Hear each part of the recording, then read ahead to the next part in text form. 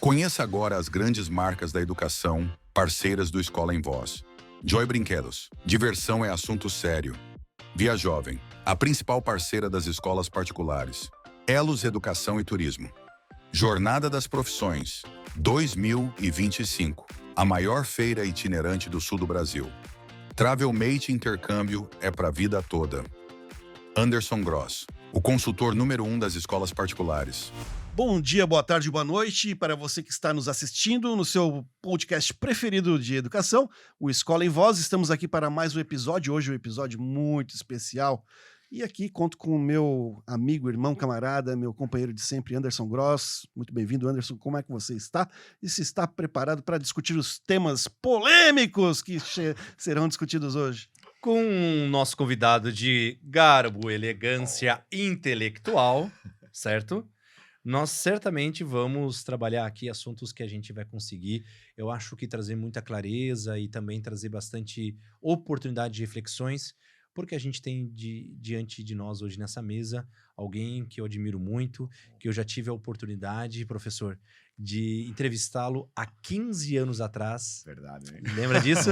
O tempo passa, o tempo voa. Tivemos a oportunidade, Rony. Nós fizemos uma entrevista na época com o professor Ricardo Russo, que dirigia o Objetivo Vestibulares ali na Vidal Ramos, da onde esse nobre cidadão também... Cidadão mafrense. Exatamente, gloriosa.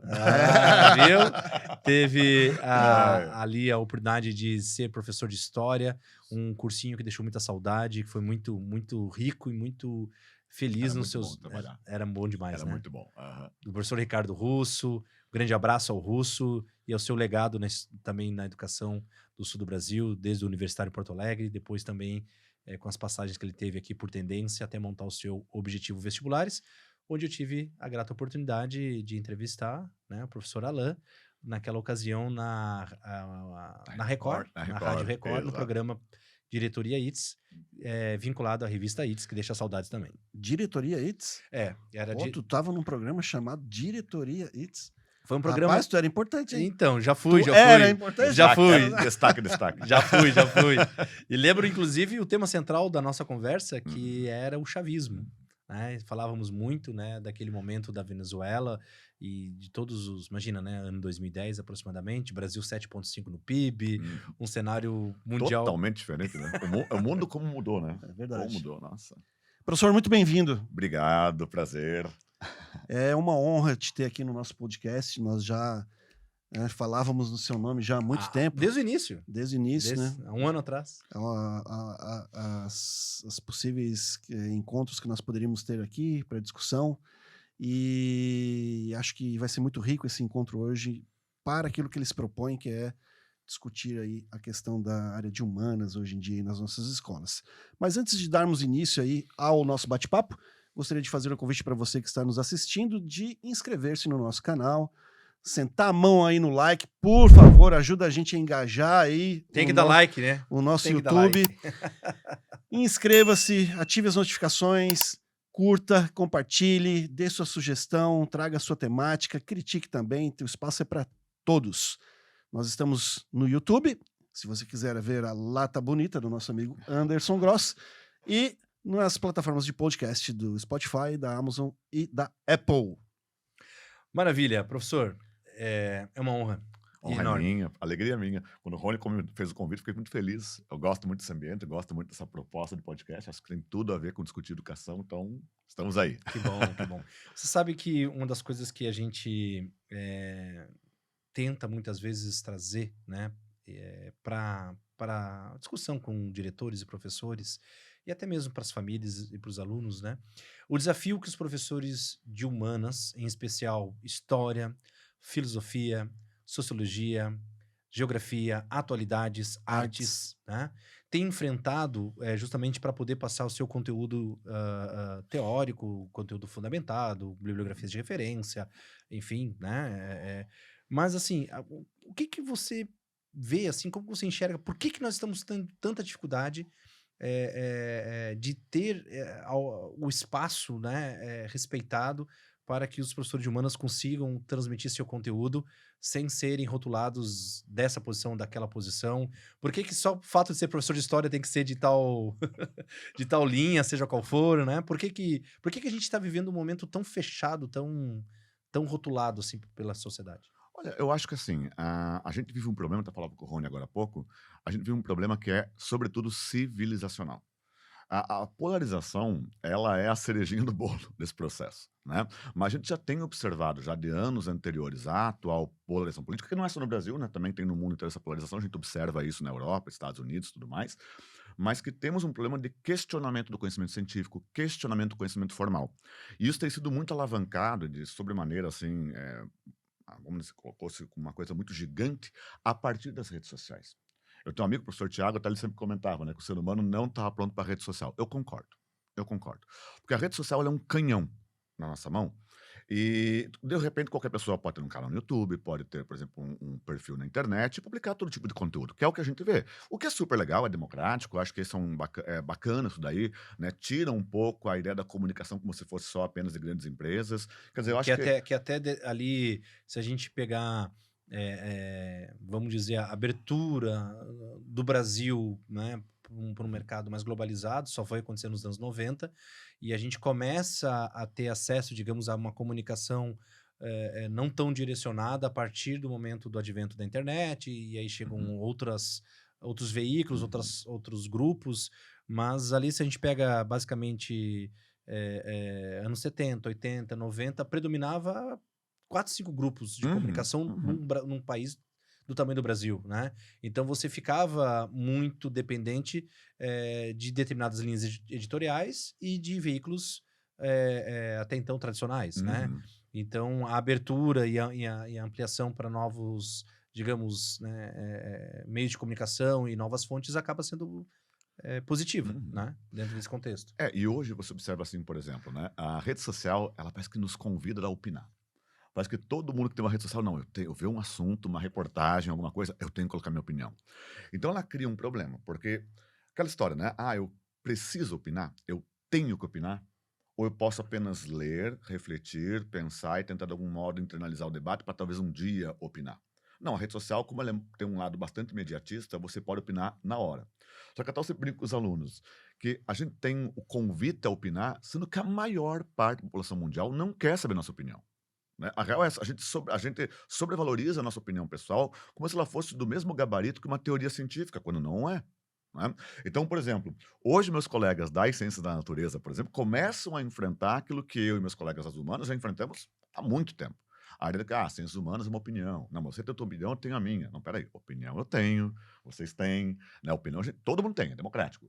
Agora, quando você vai para a área do estudo, da academia, da teoria, são coisas diferentes da opinião. Platão, né, na reflexão do mito da caverna, já faz essa separação. Dentro da caverna, o espaço do sensível, o espaço dos sentidos, é o espaço da opinião. Fora da caverna, o espaço da luz, da filosofia, é o espaço da ciência. Quer dizer, até esses espaços pela filosofia platônica já são diferentes. Tá? Então, quer dizer, há uma separação. Só que as redes sociais, elas diluíram essa separação.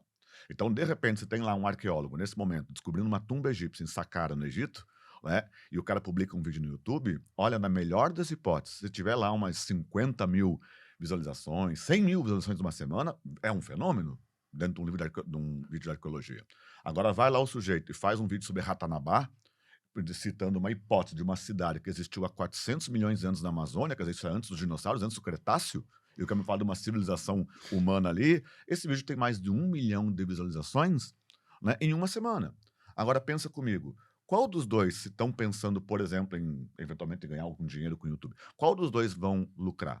O do Ratanabá? Não o arqueólogo que está lá dando sangue à vida e toda uma carreira acadêmica por aquela escavação.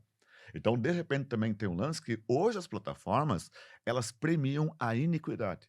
Nunca na história humana, eu falo isso em sala, meus alunos sabem disso, nunca na história humana ser imbecil foi tão lucrativo, né? Pense, no mundo das navegações, queria ficar famoso? Atravessa o Atlântico. Vá até as Índias, seja o primeiro a fazer isso.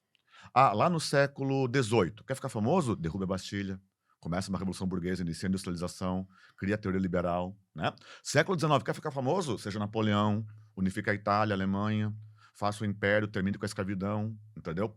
Lute contra a escravidão, seja um abolicionista, isso é pra ficar famoso.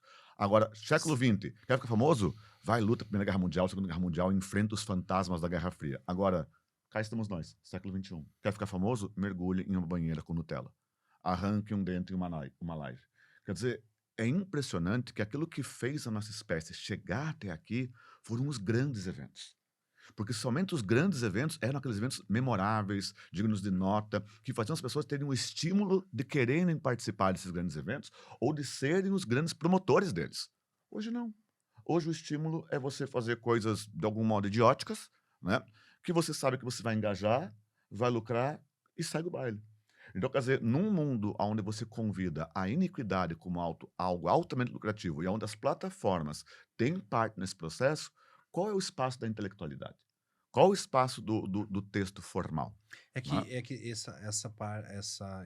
o espaço da intelectualidade e do texto formal e da leitura densa, ela requer um tempo de uso da mídia pela qual ela não se propõe mais ser usada. Uhum. Né? Então, se a gente observar o que está sendo ofertado enquanto mídia mesmo, enquanto estrutura de veículos, de disposição de textos, a disponibilidade de material, você vê... A diversidade de aplicações em plataformas, né? De meios que chegam para ti, né? Exatamente. E elas todas estão cada vez mais reduzidas. Nós estamos indo hoje na contramão aqui, até mesmo do que é sugerido pelos especialistas enquanto podcast. Exato. Os nossos episódios têm durado basicamente em torno de 1h30, 1h40, 2 horas, certo? Porque a gente, na discussão, não vê o tempo passar, devido à riqueza que a gente entende dentro do nosso bate-papo, que a gente se propõe a mergulhar. Mas vai na contramão da dica dos especialistas. Olha, o material de vocês é bom, mas é muito longo. As pessoas não querem mais consumir isso. E sabe, até eu fico pensando uma coisa, né? No canal que eu tenho no YouTube, Inventando História, né? Eu tenho um canal lá, e a gente publica também, eu e meu amigo professor Tiago, né? Vários conteúdos de história, sociologia. E a gente faz isso como? Com uma amarração acadêmica, né? A partir de bibliografias, deixa dicas de leitura na descrição. Porque eu tenho atrás de mim uma responsabilidade com a minha formação, né, com a minha profissão. Então, quer dizer, um youtuber que eventualmente vai lá e publica alguma coisa sem ter qualquer tipo de formação, o que ele tem a perder? Nada. Por isso que ele tem tudo a ganhar. Agora, se eu vou lá e faço algum tipo de absurdo, ou basicamente violento conhecimento historiográfico num vídeo, eu perco a respeitabilidade entre os meus colegas, o que seria minha morte profissional. Né? Então, o meu cuidado é outro. Então, por exemplo, quando eu vou discutir algum assunto, eu poderia polemizar, eu poderia tentar, sabe, buscar aquele engajamento artificial, quase como fosse um fishbait, né? Mas não, eu tenho que manter uma lisura acadêmica, eu tenho que manter uma ética, como diz Jürgen Habermas, né? Uma ética do discurso, né? Quando você vai apresentar. Porque ali eu estou representando uma área do conhecimento que é a história, né? Que é a historiografia. Eu tenho que ter uma correção com como eu vou tratar fontes, como eu vou tratar a memória, né? Como eu vou apresentar aqueles dados. Claro, é dado a mim ter opinião? Com certeza, eu sou um ser humano e eu posso ter opinião. Aliás, isso é uma besteira do tamanho do universo, achar que um professor não pode ter opinião. Isso está totalmente estapafúrdio. Né? O professor não pode impor a opinião dele, porque seria uma violação ética da própria profissão. Agora, você a colocar a tua opinião e debatê-la, se isso não puder ser feito, já perdemos a democracia faz algum tempo, só não percebemos, só não enterramos ela ainda, né? Mas não, quer dizer, tem esse lado. Então, quando eu vou trabalhar, por exemplo, um conteúdo historiográfico dentro do meu canal, por exemplo, nos vídeos, eu faço com todo cuidado, com todo rigor acadêmico, né? Eu vou, claro, buscar temas que eu sei que pode gerar engajamento, vou, mas isso não me permite, por exemplo, violar aquele conhecimento. Agora, qual a responsabilidade ética de quem não tem a formação? De quem está ali realmente pelo engajamento, pelos 15 minutos de fama, né? De uma fama, convenhamos, bastante questionável. E né? às vezes busca fama no comentário, né? Exato, busca fama no comentário. Tanto que assim, no meu canal, por exemplo, quando vem algum lá e comenta, há um comentário bacana, pode ser crítico, pode ser elogio, eu vou e respondo, costumo responder, tá? Mas se eu vejo que é um comentário, assim, o cara tá ali só pra causar, eu não respondo. E se for ofensivo, eu deleto, né? Porque daí também os outros usuários não são obrigados a ficar lendo besteira, né? Mas se é um comentário apenas tosco, deixo ali, não vou dar engajamento. Né? Ele já me deu engajamento, eu sempre digo assim, o hater também é bom, né? O hater também ele engaja, né? Mas a lógica é que você tenta trazer uma discussão, trazer um debate. Né? E eu digo assim, hoje em dia uma coisa muito séria, até eu falava hoje, inclusive em sala, com alunos numa aula onde eu falava de pós-modernidade, eu falava até, né, que a nossa vida hoje é uma trend, né? Ela é uma trend. você não consegue se concentrar em nada. Quando você finalmente começa a entender um assunto ou a pensar um assunto, já surgiu outro na trend lá do Twitter. Né? Eu até brinquei com os alunos, né? Há algumas semanas atrás, meu Deus, era todo mundo falando do bendito do morango do amor. Até eu fui verdade. comer o morango do amor. Eu comi o morango do amor. Eu Olha, Essa eu acho que foi a trend mais rápida aham. dos últimos não, tempos. Né? essa aí é dos filhos da Angélica lá, com as meninas lá. Tipo, né? Né? Foi em sequência. Isso. Morreu uma, já veio Já a veio outra. E eu acho que até foi a Angélica que impulsionou o Morango do Amor. Uhum. Porque Juntou Vamos tirar tudo. o assunto daqui? eu até acho que ela Desvia. e o Luciano Huck Ah. bota dinheiro Morango do amor. Morango do Amor e engaja esse troço aí pra matar Né? o assunto do menino com as meninas lá. É? Porque foi numa sequência, assim, quase que sincronizada, né? Sim. Pum, morreu e nasceu outro, né? E de repente sumiu. Né? Quer dizer, assim como as coisas surgem, elas desaparecem. Aí você pensa assim, né? Como é que alguém se concentra num assunto minimamente, com um mínimo de honestidade intelectual, vai discutir? Vamos discutir no Twitter. Não, discutir no Twitter não, me desculpa, mas ninguém consegue discutir com 140 caracteres. Mas aí você acredita que professor de humanas, em especial história e geografia, principalmente a parte de geopolítica ali, atualidades, não deixando artes, filosofia, sociologia e também de linguagens, mas vou trazer mais a história será que muitas vezes, porque assim, eu vejo o professor, em especial de história, como um teimoso. Eu vou explicar por quê, né? Porque quando parece que ele quando não consegue, vamos dizer assim, curtir bem o conteúdo, curtir não de curtida, curtir de curtição de lá do curtume, né? Aham. De que aquele... Desenvolver. Isso, né? Aham. Obrigado pela palavra, né? Desenvolver bem esse conteúdo com a turma, de ajudar eles a conseguir formar sua própria opinião crítica a partir dos elementos que a história tem que apresentar, né? E etc. E aí, né? Eu vejo como um teimoso em que sentido, eu vou ter que resgatar isso com os alunos, eles não entenderam, vou ter que... Me parece que quando o professor fica nesse looping e não consegue sair do lugar, né, que ele não consegue achar uma forma de conseguir trazer a turma para o conteúdo, sem cair na armadilha de algumas criaturas em sala de aula que querem, né, parece que ele sai derrotado, né, não conseguiu dar a aula né, pretendida, daí acho que ele quer recuperar, aí acho que os alunos muitas vezes ficam naquele, tá insistindo para colocar a opinião própria. Não é fácil, porque você trabalha com conteúdo que é vivo, que está acontecendo na nossa sociedade agora, e que é tema de vestibular e Enem. E aí que eu vejo assim, a dificuldade que se tem de trabalhar com conteúdos sensíveis, que formam opinião de momento mesmo, né? E se você não entrar preparado em sala de aula, você pode perder a turma. Isso Não sei se faz sentido. Faz total sentido. Até eu sempre digo assim, hoje, assim, o professor de história, como qualquer professor, tem que estar sempre em formação, né? Professor sempre... É clichê falar isso, mas todo professor também é aluno, né? Está sempre ali estudando, lendo, buscando material, se atualizando, porque as discussões historiográficas, por exemplo, elas mudam, né? As abordagens vão surgindo. E em fontes certamente muito diferentes e distintas do que a grande maioria das pessoas. Nós temos que ter um rigor acadêmico, né, Rony? Tem que ter um rigor acadêmico. E aí acontece o quê? Você vai buscar aquilo ali. Então, o professor de história sempre teve que entrar preparado, mas hoje ele tem que entrar duplamente preparado. Quer dizer, você não pode, em hipótese alguma, sendo um professor, e na minha opinião, ainda mais da área de humanas, entrar numa sala de aula sem estar devidamente gabaritado para responder, para contextualizar, para apresentar a discussão. Né? O que acontece? Fatalmente você vai discutir assuntos polêmicos que só de você abrir, às vezes, um slide no projetor, dentro de uma sala de aula, ou colocar no quadro o tema da aula, você já vai olhar uns 3, 4 alunos se contorcendo com aquela cara de tipo, não concordo, não é bem assim. E você tem que saber trabalhar com isso. Né? Você tem que saber discutir essa ideia. Né? Porque ele é um aluno, ele é um estudante, ele está ali para aprender. Né? E aquela história, o professor tem a função de tentar, então, ensinar. Então, esse professor ele não pode só mirar a aula dele no aluno que está na frente sorrindo e falar assim, nossa, que legal essa aula. Não, ele tem que também se preocupar com o aluno que está ali fuzilando, às vezes, ele com o olhar. Né? Porque às vezes eu fico pensando assim, quantas vezes eu estava dando uma aula que eu vi que o aluno estava desconfortável, mas à medida que a aula foi correndo, eu fui desenvolvendo o argumento, apresentando as fontes, apresentando os elementos, fazendo contraponto, tudo mais, de um modo tranquilo, né, de um modo ali organizado, vamos dizer assim, você viu que o rosto do aluno foi mudando. E no final, se ele não estava sorrindo para você, no mínimo ele estava pensativo, como realmente aquela aula bateu nele. E isso é muito interessante. né? Então, quer dizer, o professor tem que estar preparado. A gente sempre fala assim, né, que, nossa, como é difícil ser professor de história hoje. Talvez por isso que hoje seja o melhor momento para ser professor de história. É um paradoxo.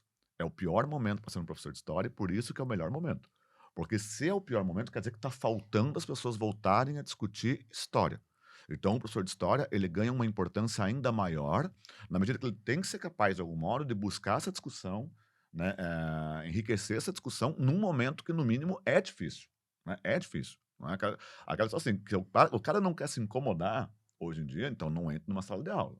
Né? Porque a sala de aula é o espaço de um conflito. Existe um conflito ali. Formar uma intelectualidade, formar uma discussão, formar uma reflexão, é demonstrar para o aluno que, olha, a família dele pensa aquilo, a religião dele pensa aquilo, a corrente política dele pensa aquilo, mas a história diz isso. Aí concordar ou não concordar é irrelevante. Né? Eu sempre digo assim, ó, a pessoa tem que entender que a história não é aquilo que nós gostaríamos que ela fosse. Ela é. Né? E a história é uma juíza inclemente, não existe defesa na história. Se você não for julgado pela história hoje, você vai ser julgado pela história algum dia, isso não tem como escapar. Né? Então, é que a gente até brinca entre nós historiadores que o historiador é um fofoqueiro, né? A gente fala da vida dos outros, fala loucamente. Mas eu sempre penso uma coisa, até quando eu entro na função de professor, sabe? O meu supervisor de estágio, o professor Rodolfo, que era do Colégio de Aplicação, da UFSC, né? Eu nunca esqueço quando estava lá, ainda fazendo graduação, fazendo estágio, ele falou: para ser professor, tem que gostar de gente. Isso é uma condição inegociável. Se você não gosta de gente, tem lugar na sala de aula. Né? Então você tem que gostar de gente. Mas hoje em dia, observando a minha profissão e olhando o meu dia a dia, eu complementaria. Né? Sendo professor de história, você tem que gostar de gente ainda mais, inclusive de gente que já morreu. Né? Porque você vai ter que falar deles, vai ter que falar de algum modo, um modo criterioso, vai ter que falar de um modo embasado, fundamentado. Né? Então, por exemplo, hoje em dia é muito comum, vou dar uma aula sobre ditadura militar, por exemplo. Aí, de repente, vem um aluno no final da aula, às vezes na hora, mas às vezes fica no final da aula. Aí vem no final da aula e fala assim: ô professor, mas meu avô, ele falou que, poxa, na ditadura foi tudo tranquilo, não aconteceu nada, ele se sentia seguro. Aí acontece, esse aluno, ele está confundindo memória com história. Embora a história se utilize da memória nas suas análises, a memória de uma pessoa não é igual à história. Então, o que eu vou falar para o aluno? Falo assim, não, ótimo, legal, teu avô não sofreu isso, ele não passou por esse processo, bacana, que bom pro teu avô. Só que se eu for pegar a memória de milhares de outros avós, talvez a resposta seja diferente. O que então, na análise crítica desse processo, documental, tudo mais, que é o que a história vai fazer, eu posso afirmar que, ó, houve esse período, aconteceram tais coisas, mas ainda que o avô desse meu aluno, felizmente, não tenha sido vitimado por aquele momento da história do Brasil. Né? Isso em qualquer fase da história do mundo. Né? Professor, a gente conversou um pouquinho antes ali sobre o revisionismo histórico, né? Eu gostaria que o senhor contextualizasse essa questão, até porque dá a impressão que se usa o título do revisionismo histórico para trazer memórias e tentar se justificar algumas situações, né? O que que é o revisionismo histórico, né, propriamente dito e como que ele funciona? A gente já trabalha com a ideia de revisionismo histórico já há um bom tempo, na realidade. Né? Então, por exemplo, pode pensar no revisionismo histórico desde a análise da Guerra do Paraguai. Né? Então eu tenho aquela história oficialista, que é aquela história do tipo, o Brasil foi lá e enfrentou o tirano Solano Lopes, aquela coisa toda, que é aquela história mais oficialista, que durou muito tempo. Né? Eu tenho a história de um certo revisionismo, aí tem vários tipos de revisionismo, por exemplo, pega lá uma maldita guerra do Delaware, coloca assim, poxa, o Paraguai foi destruído, aquela coisa toda, tem uma narrativa do Paraguai como vitimado pela Guerra do Paraguai.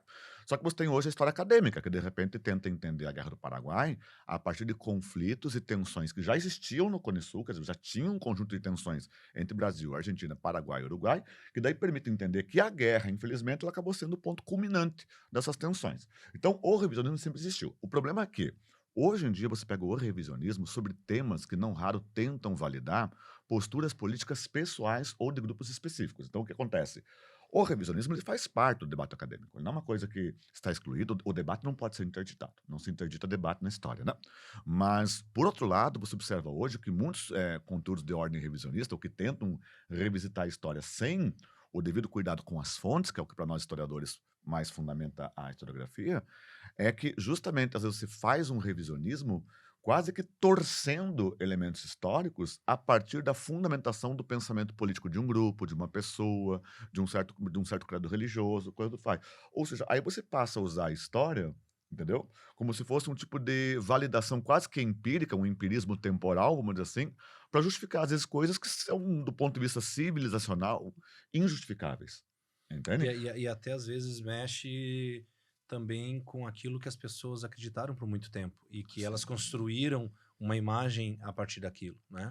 Vamos pegar o exemplo de uma guerra que ela é celebrada aqui no Brasil, faz parte da história de infância de qualquer pessoa que nasce no Rio Grande do Sul, que é a Guerra Farroupilha. Mas quando você busca o entendimento de quem é o gaúcho nativo, o gaúcho de verdade, que ele é praticamente um mercenário dos Pampas, nem é brasileiro, ele é mais argentino, uruguaio, paraguaio, e como que depois é construída a imagem do gaúcho, do laçador, né, do Paixão Cortes, né, que diz que é um folclorista respeitado, que merece o seu devido valor pela construção do folclore, da narrativa, da história, né, do folclore do sul rio-grandense e tudo mais. Mas é quando você pega, por exemplo, recentes argumentos, né, de que, só um pouquinho, né, nós temos que lembrar dos escravos, dos lanceiros da guerra do Farroupilha, né, dos negros que foram usados em combate pelos farroupilhas contra a coroa portuguesa em várias batalhas e que foram elementares para a resistência farroupilha durante 10 anos, né? Inclusive, eles eram... Dali sai a expressão a ponta da lança, né? A ponta de lança, porque eles estavam na linha de frente. Era a primeira linha de execução e de enfrentamento da batalha, né? E aí o que ocorre, né? Alguns historiadores buscam uma revisão de que a própria história farroupilha não trata da maneira legítima que eles deveriam ser tratados, até porque há fundamentos históricos que apontam até para uma espécie de traição em relação enfim, né, os negros. Massacre de Porongos. Exatamente, né? Então, assim, quando você traz esses elementos para revisar e recuperar esses fatos, aqueles que querem manter a beleza folclórica da tradição não aceitam essa rediscussão, né?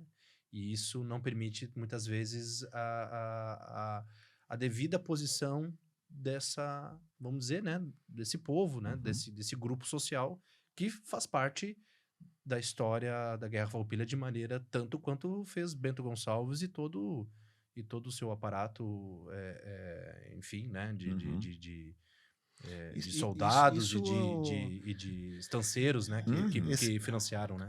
Esse aspecto é um aspecto que se espalha pelo mundo todo, na verdade, Pelo mundo todo. Porque você vê estátuas, prédios, nomes de rua, nomes de cidades, dentro de um contexto histórico que muitas vezes não era o... E é interessante assim, que a gente tem na história uma coisa que é o mito fundante e o mito de fundação, que são sempre histórias bastante idealizadas, né, que você conta sobre a origem de um povo. É como você pensar o quadro do Grito de Ipiranga, do Pedro Américo, aquela cena improvável, aquela cena. Provavelmente improvável. Mas o quadro é lindo, né? É quadro, é bonito. Nossa, quadro, aquele bacana. quadro, tu olhando ele... Ela é interessante, nossa. chama atenção. Cara, né?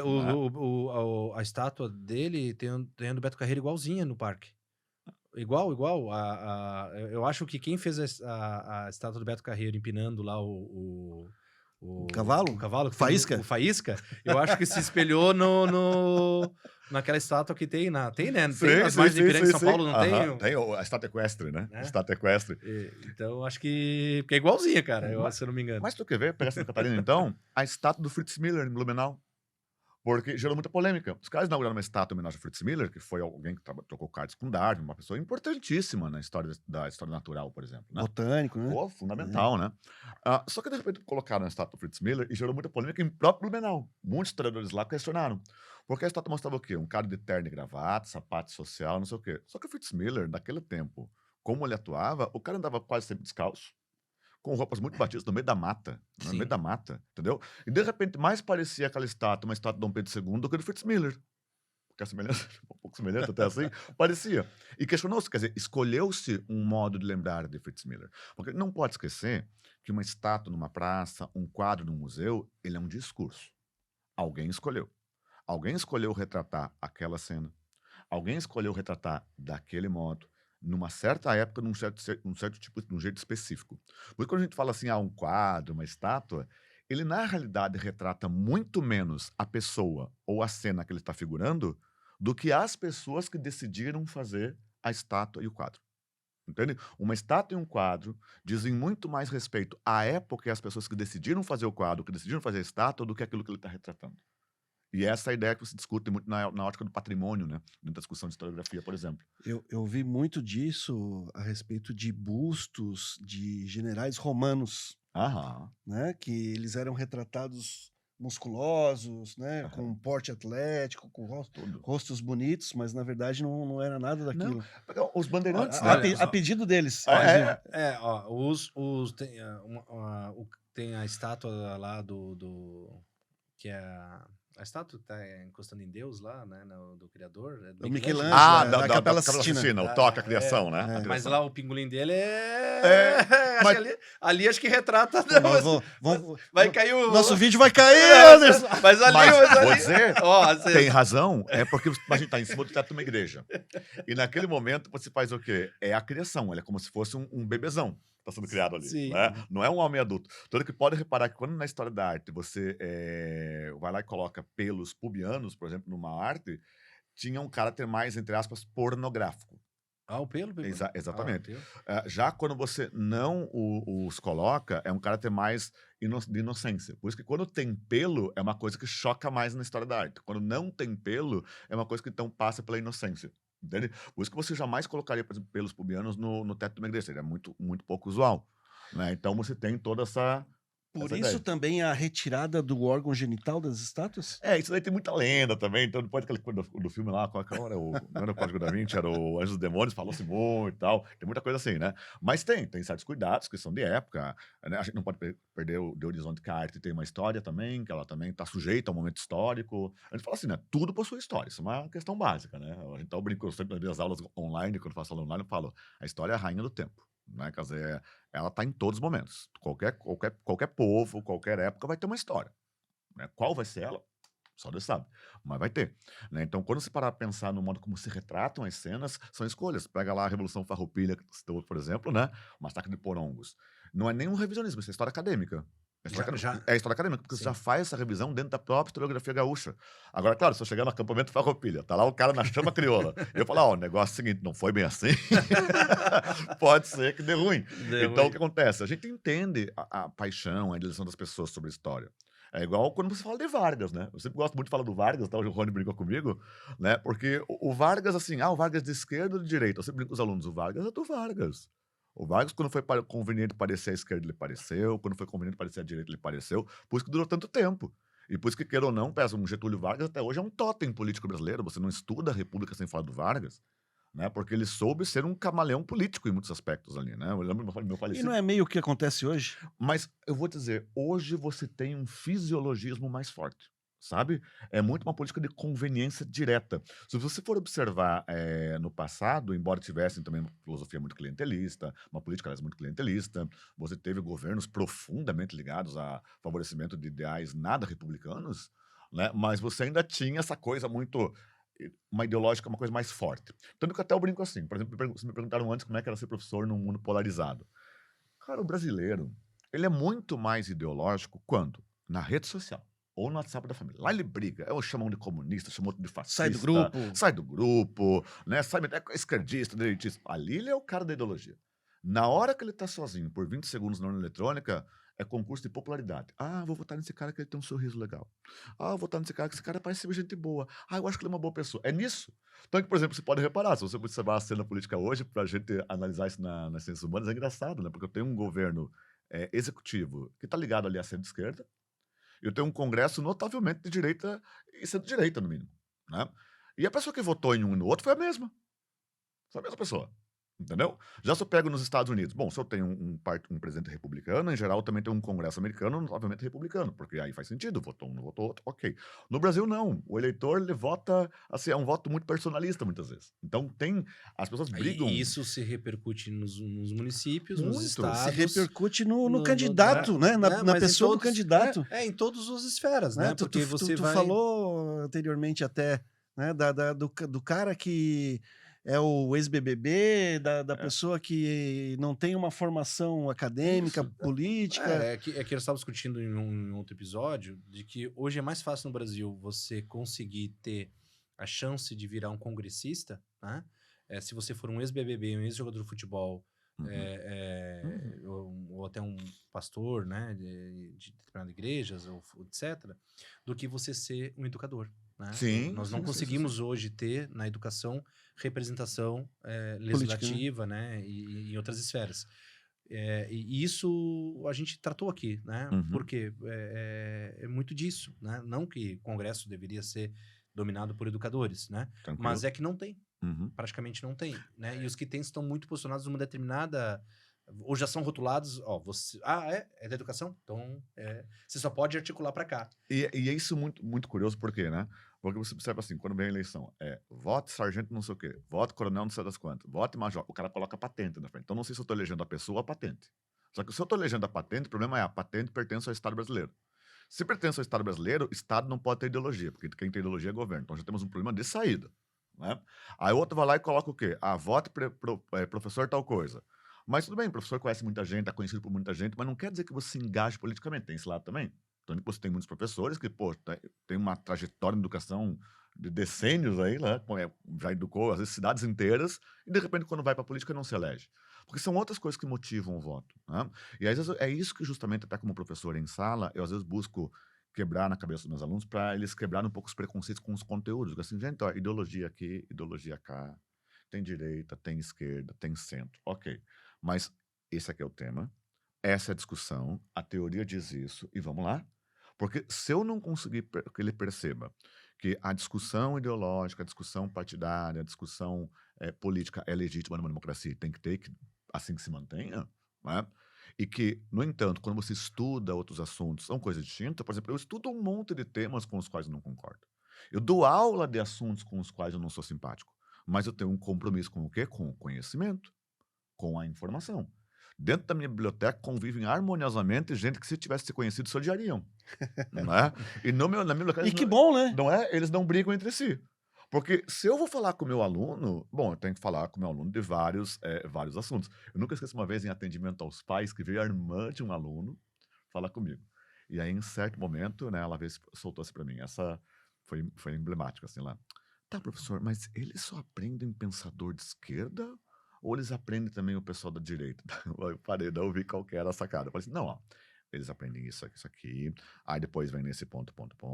Aí eu mostrei, não, você vai aprender Marx, né, que é uma social da esquerda, você aprende Marx. Mas depois você aprende escola austríaca, fala de Mises, de Hayek, você aprende escola da Virgínia, escola de Chicago, né, em sociologia, por exemplo. Fala todo mundo. Ó, eu falo, por exemplo, de Lenin, né, eu falo, por exemplo, de Stalin, eu falo de Mao Tse-tung, eu falo de Che Guevara, mas eu falo do Winston Churchill, eu falo de Franklin Delano Roosevelt, entendeu? Eu falo de Margaret Thatcher, todos eles. Né? E aquela história, eu vou apresentar, ó, foi isso, ó, concordou, não importa. Né? História eu acho muito legal nesse ponto. Concordou, não concordou, meu querido, este é o fato histórico. Né? Este é o fato. Então, o que mais me atrapalha hoje, na realidade, é a confusão que algumas pessoas fazem, e muitas vezes de modo proposital, de fazer a similaridade que não existe entre o fato e a opinião. Porque o fato histórico, ele independe da opinião. Você pode ter opinião sobre um fato histórico, mas isso não muda o fato ter ocorrido. Eu não concordar com o Holocausto não quer dizer que não ocorreu. Né? E aí eu fico pensando assim, nós somos um país que nós não deitamos no divã da história. Nós não fizemos nossa terapia de grupo. Nós não estamos com a nossa terapia em dia. Definitivamente não. Por exemplo, assim, se você vai visitar a Alemanha, por exemplo, está visitando a Alemanha ou os países da Europa, no modo geral, eles têm uma memória recente, em termos de história contemporânea, muito dura, né? Muito pesada. Não tem como se ir para a Alemanha não entender que dali vieram 2 guerras mundiais. Sendo que a segunda... E uma divisão física fortíssima, do o país, muro. né? Dividindo um país em duas metades. Né? Tanto que eu sempre digo assim, ó, se um dia você for visitar Berlim, não fique olhando só para cima, olha para o chão. Porque quando você estiver caminhando pelas ruas de Berlim, você vai encontrar na calçada plaquinhas de latão, mais ou menos uns 5 por 5 centímetros, tá? Que são chamadas pedras de tropeço. Toda vez que você passa em cima delas, vai estar escrito assim, ó, o nome de alguém que morava exatamente ali onde você está passando. O dia em que foi preso, para qual campo de concentração foi enviado, e ainda está em alemão. Foi assassinado no dia tal. Quer dizer, olha o tamanho do investimento do Estado alemão, porque isso é uma questão de Estado, do Estado alemão, em deixar claro o que foi o nazismo para o povo alemão e para todo mundo que visita o país. Então, você pode reparar que quando você vai visitar elementos históricos com relação ao Holocausto na Alemanha, são todos gratuitos. Você não paga nada para entrar. Porque o que acontece? É a ideia de que há uma dívida do povo alemão com a humanidade. Quer dizer, ó, quero não os alemães de hoje, mas os antepassados, Sim. quero não patrocinaram aquilo ali. Então, é a chamada dívida histórica. Não é o que o alemão de hoje é nazista, mas o alemão lá de. Não todos os alemães, mas boa parte dos alemães daquele período foram, efetivamente, ou no mínimo simpáticos. Então, a história tem que ser colocada limpo. Quando se vai do lado do Bundestag, né, que é o parlamento alemão. Inclusive os alemães religiosos da época. Sim, sim. Porque não tem como o nazismo ter ocorrido sem os olhos fechados de parte Da igreja, né? da igreja dominante da época, inclusive com bênçãos, com fotos, Muito. fotos históricas, fotos reais de bênçãos históricas de tropas em vias de combate, né? Não tem como acontecer, né, toda essa estrutura da expansão do nazismo sem indústria, Uhum. tá? Não estamos falando só Sim. do exército alemão e nem Da só indústria bélica, não né, só da bélica, né? nós estamos falando de indústria, tá? Nós estamos falando de indústria têxtil, indústria mecânica, indústria de aviação, marítima, religiosa, certo? Uhum. É muita coisa além. É uma estrutura. É uma estrutura, até porque foi uma estrutura muito eficiente. Uhum. Em vários momentos teve chances de ter saído vencedora, Uhum. né? Foram pequenos detalhes em momentos específicos que o curso da história foi mudando e a Alemanha e o seu eixo, né? Que era o eixo, né? Uhum. Perde, né? Mas em vários momentos esteve em extrema vantagem. Porque não era só o aparato bélico, era um aparato religioso, era um aparato econômico, era um aparato estrutural muito maior do que só Hitler e a sua cúpula Uhum. central, né? Tanto que a Alemanha vive até hoje o que a gente chama de desnazificação. Porque você criou uma civilização nazificada. Então você tem que fazer o quê depois da guerra? Desnazificar. Então teve todo o processo de educação, né? Eu tive uma professora alemã que até ela falou que quando na época de escola ela visitou enquanto aluna pelo menos 5 vezes campos de concentração. Esse é o passeio de escola em muitas das escolas alemãs. Porque eles vão lá ver, ó, aconteceu isso aqui, foi assim, câmara de gás, tá. Eu visitei um campo que foi em Sachsenhausen, né? E que era um campo que você tem lá, as câmaras de gás, tem o forno e tudo mais. E eu sempre digo assim, esse é o tipo de visita que a gente é a pior, melhor visita para se fazer. Entendeu? Porque é interessantíssimo de você ver aquele elemento, mas é terrível por saber o que aconteceu ali. Né? Uma coisa que é um local assim, ó, que ele exala sofrimento. Né? Você sabe que aquilo ali exala sofrimento. E o campo de Sachsenhausen, ele foi usado 2 vezes, né? Porque ele foi usado durante o nazismo e depois durante a presença stalinista na região. Então, ele foi usado para todos os lados. Quer dizer, o negócio só conheceu barbaridades. Né? Então, portanto, você vê isso. E a gente fala assim, né? Que nem você olha para o povo alemão. Eles têm esse processo e ainda hoje tem o quê? Tem o neonazismo lá, por exemplo. Então, quer dizer, não se elimina a ideia. Né? Por mais que você vá lá, demonstre, mostre, apresente e tudo mais, sempre vai ter alguém que vai dizer que não foi bem assim, que talvez não foi tudo aquilo, que foi vitimismo, que é o mimimi, aquela coisa toda, que é a desconstrução. Apesar do esforço que se tem, você percebe ainda que mesmo diante de todo esse esforço, de todo esse trabalho educativo, você vê na Europa uma busca, digamos, no sentido contrário, né? Uhum. Porque você vê hoje uma ultradireita, né? Uma extrema-direita encontrando espaços em diversos países. Você vê um país extremamente globalizado que eu não esperava que se comportasse. Algumas pessoas desse país, né, que é da Espanha, em determinadas regiões da Espanha, você vê assim um racismo significativo, Uhum. né, não só contra negros, mas contra outros grupos étnicos, grupos religiosos. Então, assim, apesar de todo o trabalho, de todo o esforço, como pode, né? Não morre, né? Não. A ideia do nazismo, a ideia da supremacia branca, né? Eles contra nós, né? Como pode, né? Não morre, né? Uma coisa que... Olha, uma coisa que eu quero dizer no podcast, eu quero que todo mundo que está ouvindo aí, por favor, leve isso pro fundo do coração. Toda vez que vocês virem alguém defendendo algum absurdo, algum genocídio, ou alguma coisa terrível que aconteceu ao longo da história, não repitam a seguinte frase: ah, faltou aula de história. A gente tem que parar com essa frase. Porque não faltou. Eu sei a aula que um professor de história dá, eu conheço os materiais didáticos, como é que eles enunciam esses temas mais trágicos, mais delicados, e sim, os assuntos são tratados. Sim, se fala do Holocausto, se fala de massacres, genocídios, tudo. Então, a pessoa, ela teve aula de história. Ela pode não ter prestado atenção, mas mesmo assim, ela teve aula de história. Mas a gente também tem que contemporizar que há o fato de que pessoas, por uma razão ou outra, dentro da sua visão torta de civilização, acreditam naquilo. E aí eu lembro da frase, quando você visita o Memorial do Holocausto em Berlim, por exemplo, tem uma frase que você recebe que é do Primo Levi, um químico italiano, judeu italiano, que ele sobreviveu ao campo de concentração, mas depois ele comete suicídio porque ele não suportou os horrores da guerra. Né? E aí ele fala a seguinte frase, que é profética, né? Se aconteceu uma vez, então pode acontecer de novo. É isso que não podemos esquecer. Em outras palavras, quanto mais longe de um fato histórico trágico nós ficamos, temporalmente falando, mais perto ficamos da repetição. E é bem possível que o fato se repita sem que você note que é o fato. Porque fica tudo... tá, tem o negacionismo, tá? Mas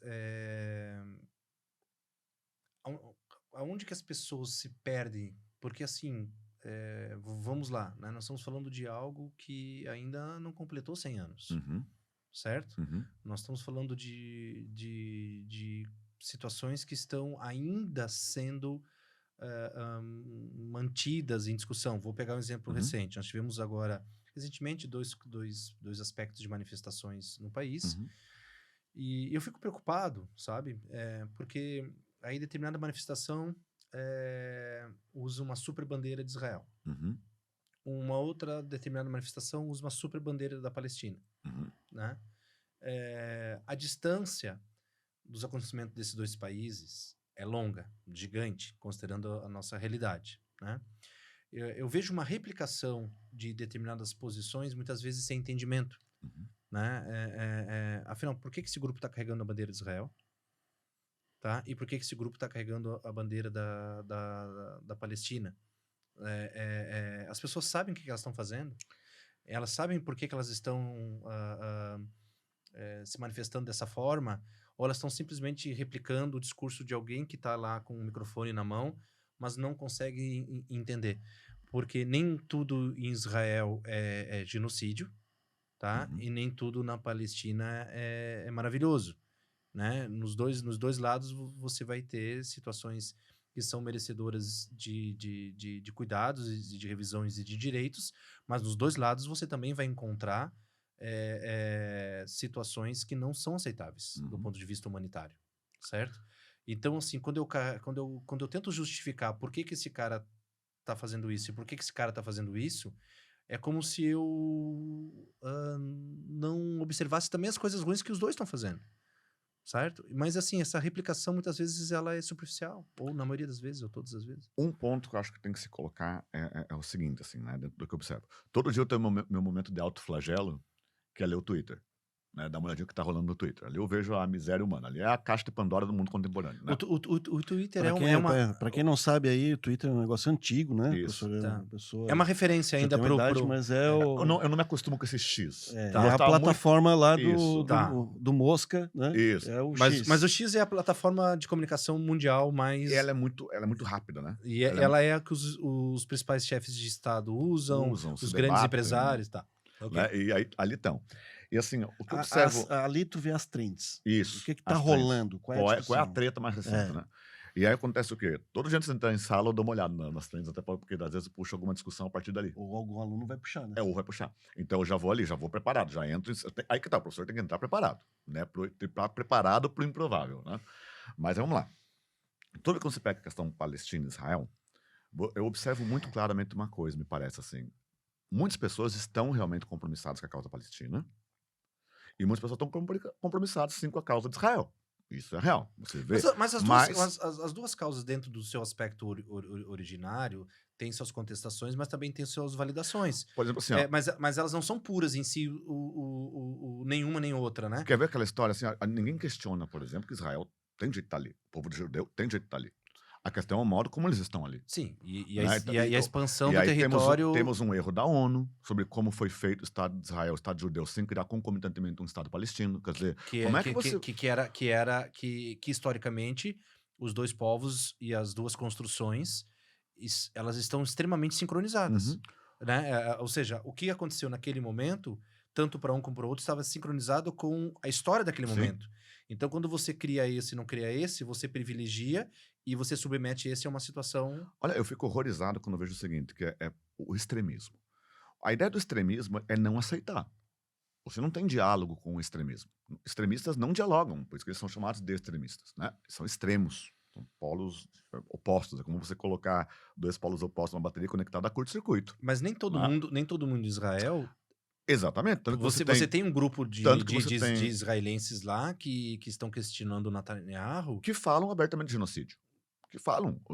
Hoje você tem comunidades judaicas inteiras no mundo horrorizadas e falando aquilo, ó, está ocorrendo um genocídio Não na tem como, faixa de não tem Gaza. como negar. É aquela história assim, por exemplo, Israel tem direito à sua defesa? Óbvio, né? Nenhum país Sim. no mundo vai ser atacado e ficar, não, tudo bem, pode atacar. Isso não existe. Agora, a defesa vai até um ponto. Além desse ponto, a partir da contagem da destruição, número de mortes, etc e tal, você já entra num outro patamar. Mas, por exemplo, quando você parar a pensar hoje no que se fala em rede social, e eu vou pegar o brasileiro, vou focar no que eu posso falar, que é o nosso povo, né? Você vê que muitas pessoas que estão discutindo Israel e Palestina, eu fico horrorizado no modo vazio com o que estão discutindo.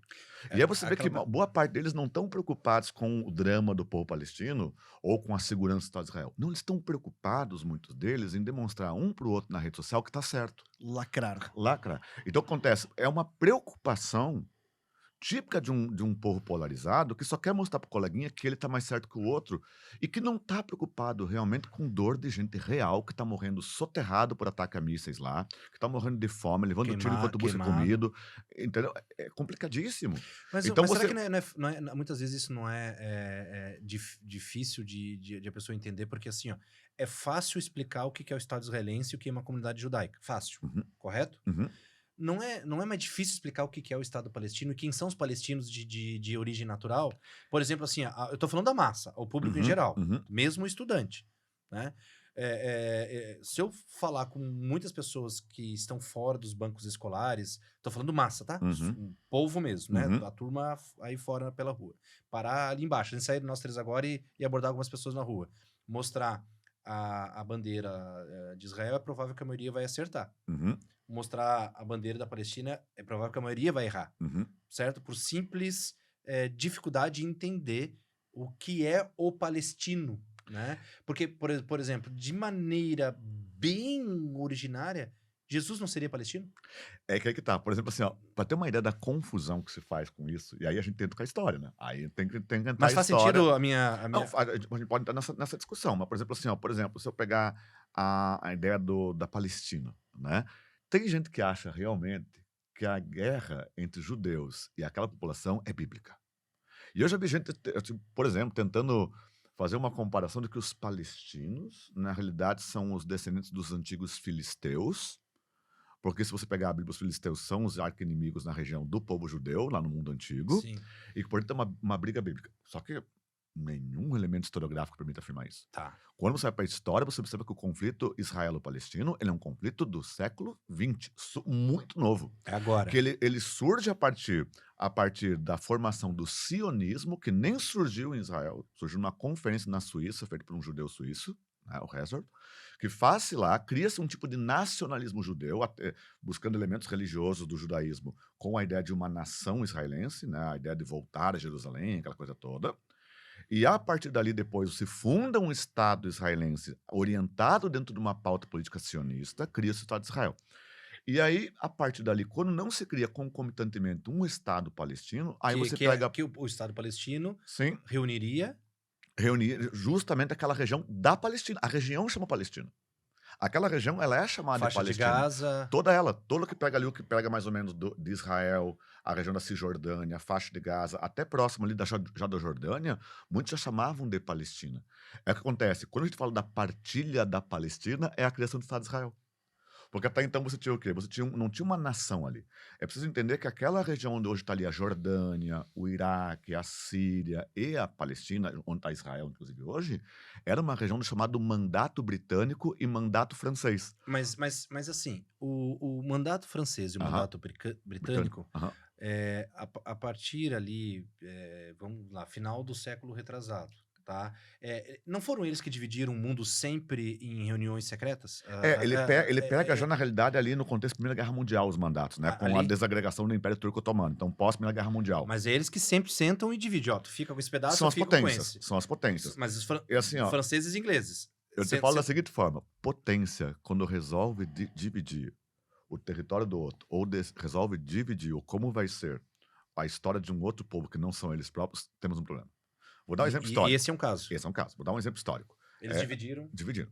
Pega lá, Guerra Fria. Um belo dia, estava lá o povo a Coreia, que foi um reino ancestral, o antigo reino de Joseon, dominado por independente.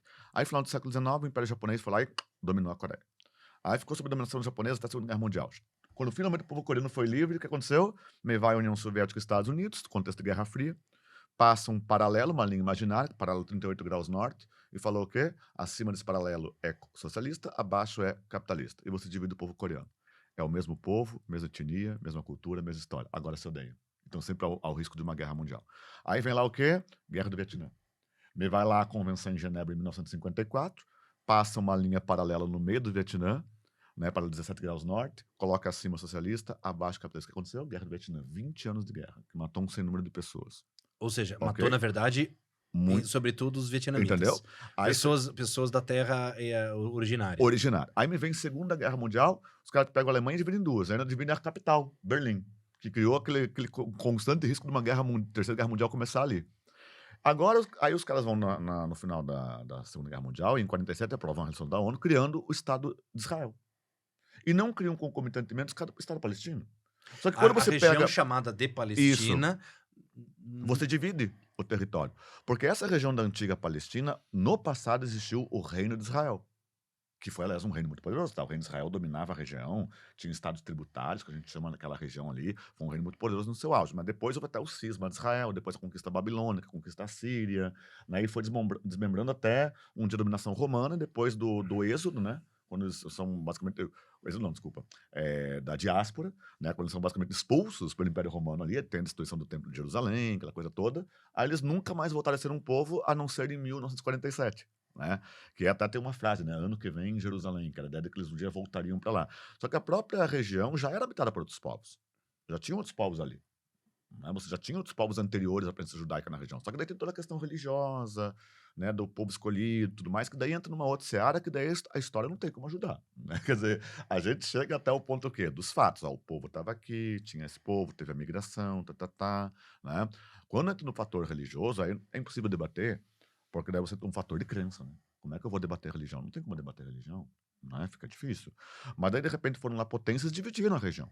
E aí você tinha o quê? Quando houve a criação do Estado de Israel, a maior população local era a população o quê? Palestina. Isso é demografia, população palestina. Uma população palestina de 2 ou 3 nações. De vários territórios que ali estavam, tá. exato. Só que acontece, os judeus estavam espalhados pelo mundo, né? Quando é criado o Estado de Israel, a ONU pegou e na divisão, ela não fez 50 por 50. Ela fez uma divisão onde ela colocou a maior parte do território para o povo judeu, que naquele momento ainda era o menor povo, e o menor território para o povo palestino, sem criar um Estado da Palestina. Porque, na ocasião, a Liga Árabe achou ilegal, tanto que teve a Guerra de Independência de Israel, em 1949, aquela coisa toda, teve várias guerras, aliás, na região, porque a própria Liga Árabe não aceitou, porque tinha aquela divisão que não pareceu ali o momento. Né? E, claro, dentro da Constituição do Estado de Israel, se você é judeu, você pode retornar para lá. Muitos retornaram, né? Muitos judeus retornaram, do mundo inteiro. Nossa, para ter uma ideia, da União Soviética foi um dos maiores fluxos de judeus, tá? Muitos judeus tinham na União Soviética, muitos mesmo, né? Que saem depois da formação do Estado de Israel e vão lá para a região, né, construir o Estado de Israel. Aqueles que não foram mortos pelo nazismo na Europa, também muitos migram para o Estado de Israel. Tantos outros da América, da região das estepes russas, vai de todo lado, vai ali, porque tinha judeu no mundo inteiro. Porque eles eram uma nação sem pátria. Ou seja, o palestino vive hoje muito aquilo que o judeu viveu também. É uma nação sem Estado. Entende? Quer dizer, você tem um povo que tem uma identidade cultural, se identifica como palestino, tem uma tradição, tem uma história, tem uma culinária, tem uma música, tem tudo, né? Mas não tem um Estado que os defenda. Hoje você fala de Estado palestino, mas é um Estado que está muito quebrado, por quê? Porque nunca se formou uma estrutura. Porque a constante guerra é um local bastante pauperizado, né? Você não teve apoio internacional. Vejo que países-chave até hoje não reconhecem o Estado da Palestina, muito embora agora teve um movimento na ONU de algumas potências europeias reconheceram, que é uma coisa nova. Mas né? a ONU, nesse contexto, ela não é omissa, e não é uma piada mundial. A própria posição da ONU, quando você entende que o símbolo da ONU, né, e a própria nomenclatura, a Organização das Nações Unidas e todos, enfim, né, tudo que ela prega, tudo que ela traz, a ONU por si mesma não é uma hipocrisia dentro do contexto em que ela se propõe? A gente não pode esquecer que a ONU, ela não é diferente de nenhuma instituição ou organização internacional no mundo. Ela é política. Então tem o quê? Sistema internacional. E atua na Né? diplomacia, né? É aquela- Que às vezes não é o caminho utilizado pelo... Entende? Existe uma coisa que é o sistema internacional, que é como ele funciona. Então, por exemplo, é muito mais fácil, até às vezes eu falava com um aluno de um outro tema, mas, por exemplo, é muito mais fácil você obrigar a Tanzânia a cumprir uma determinação internacional do que você obrigar a China ou os Estados Unidos. O próprio sistema internacional é complicado, porque como é que eu falo grosso com uma potência? Como é que eu falo grosso com China? Como é que eu falo grosso com os Estados Unidos? Como é que eu falo grosso com Rússia? Né? Como é que você levanta a voz com países que são muito poderosos no âmbito econômico, no âmbito militar, no âmbito político? Não tem como tirar isso da fatura, não tem como tirar isso da mesa. Né? Então, quer dizer, o grande problema ali é que parte da omissão da ONU faz por quê? Porque os gigantes não permitem certas mudanças. Veja que hoje uma das discussões mais fortes dentro da ONU, que já se discute há um bom tempo, né, é a reforma do quê? Do CS, do Conselho de Segurança da ONU. Então a ONU é ineficiente, total. Só que assim, vamos lá, tem coisas que a gente tem que afirmar. Se você comparar a ONU com a antecessora dela, que foi a Liga das Nações, que vem entre ali o final da Primeira Guerra Mundial até o início da Segunda, a Liga das Nações já nasceu morta, né?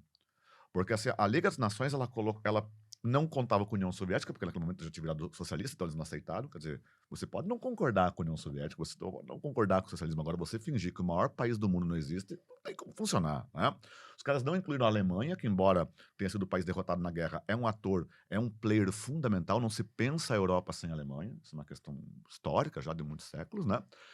Os Estados Unidos, que é o país que deu a ideia, não participava. O Japão, na primeira vez que se sentiu contrariado, saiu. Quer dizer, a Liga das Nações foi, assim, um desastre, né? Então, Parece a Libra. não freou. Agora, a ONU, bem ou mal, ela conseguiu fazer uma coisa que nenhuma outra organização anterior conseguiu. Ela conseguiu colocar numa mesma sala gente que se odeia, e ali eles têm que fingir civilidade, eles não podem jogar míssil um no outro.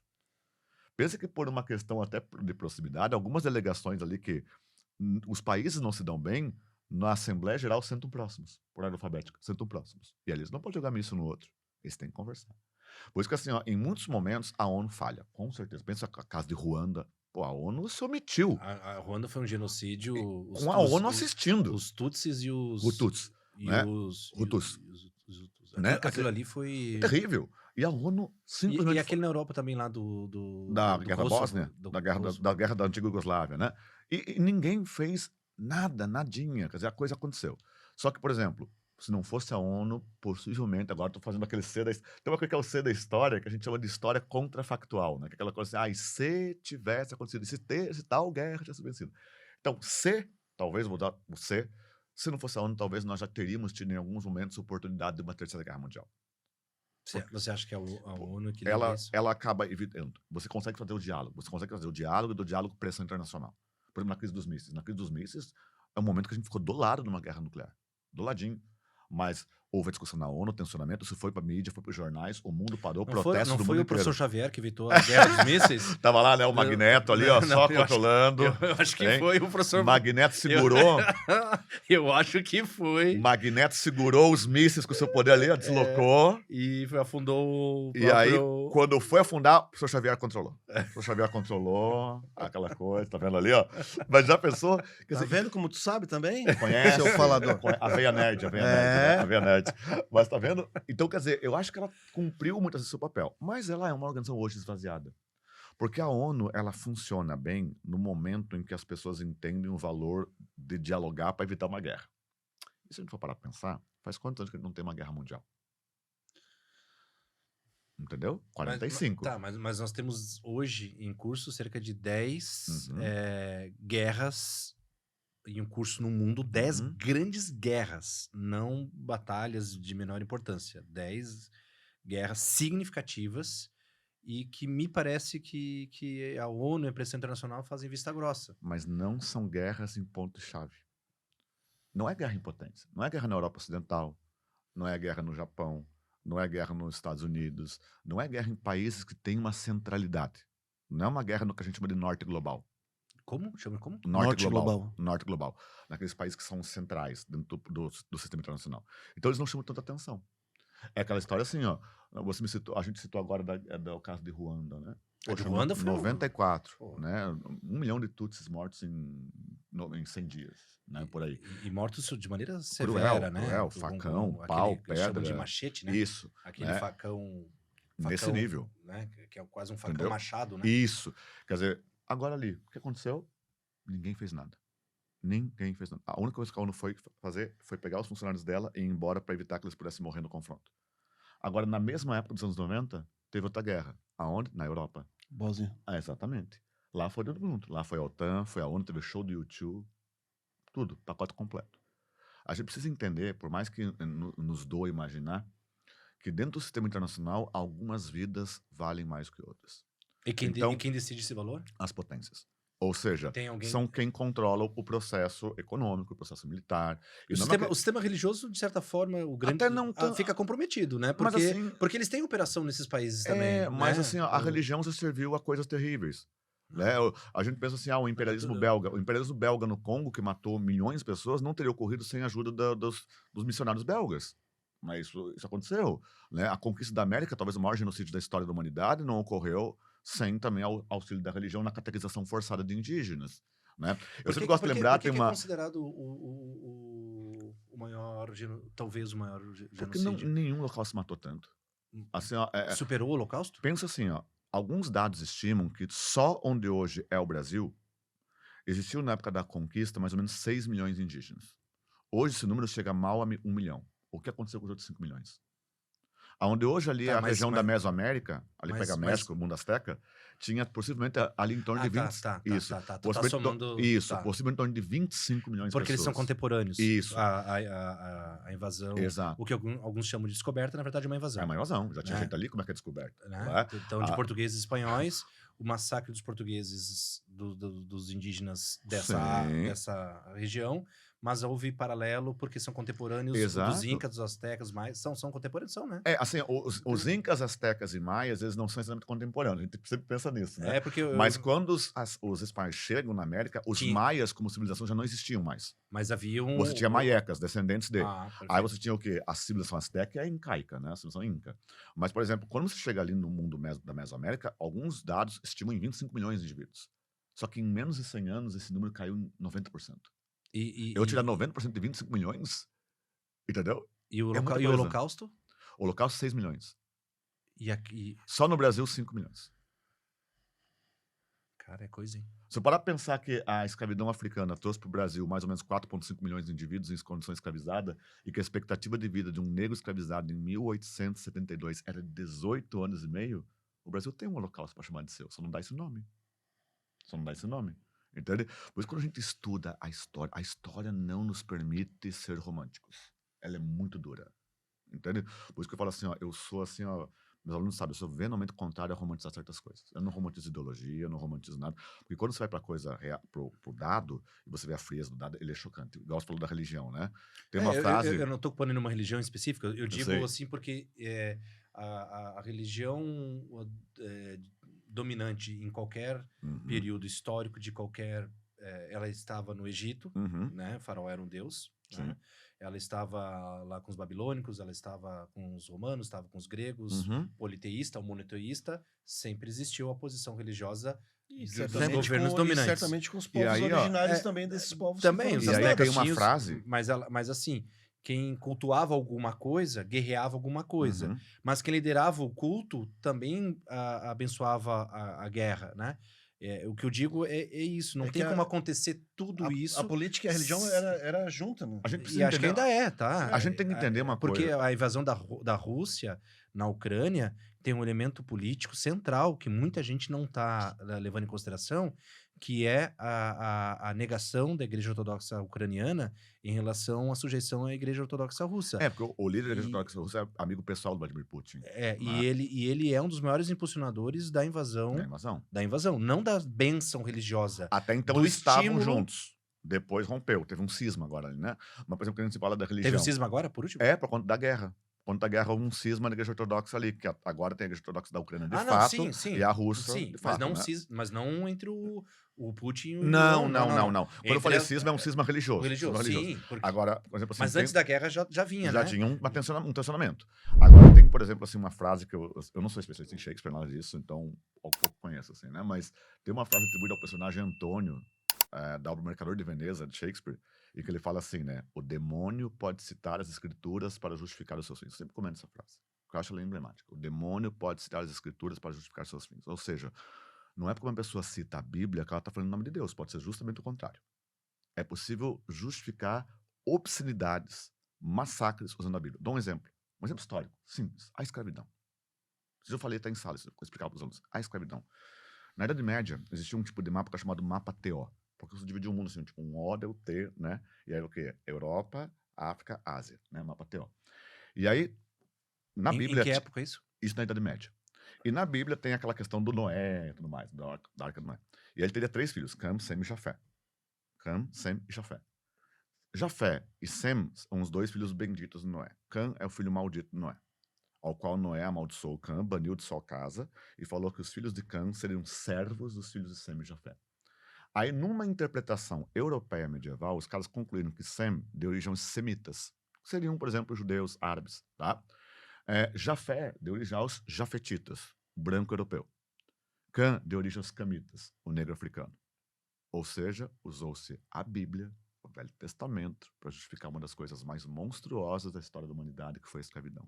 E não tem, Não. nem na própria Bíblia tem Não esse não, direcionamento. em momento algum. Se você lê a Bíblia, independente Entendeu? do credo ou da sua busca, se você lê ela como relato, Sim. livro Uhum. didático, Não tem. não tem Não esse... nem se sugere essa hipótese. Não. E a coisa é tão brutal, porque assim, vamos combinar? Se a pessoa já fé Sem, temos um filho perdido, né? Como é que explica a América? Por isso que durante um bom tempo o pessoal achou que a América fosse o Éden. Tipo assim, então deve ser o Éden. Né? Depois viu que não era o Éden, apenas um outro território. Só que qual que é a lógica aqui?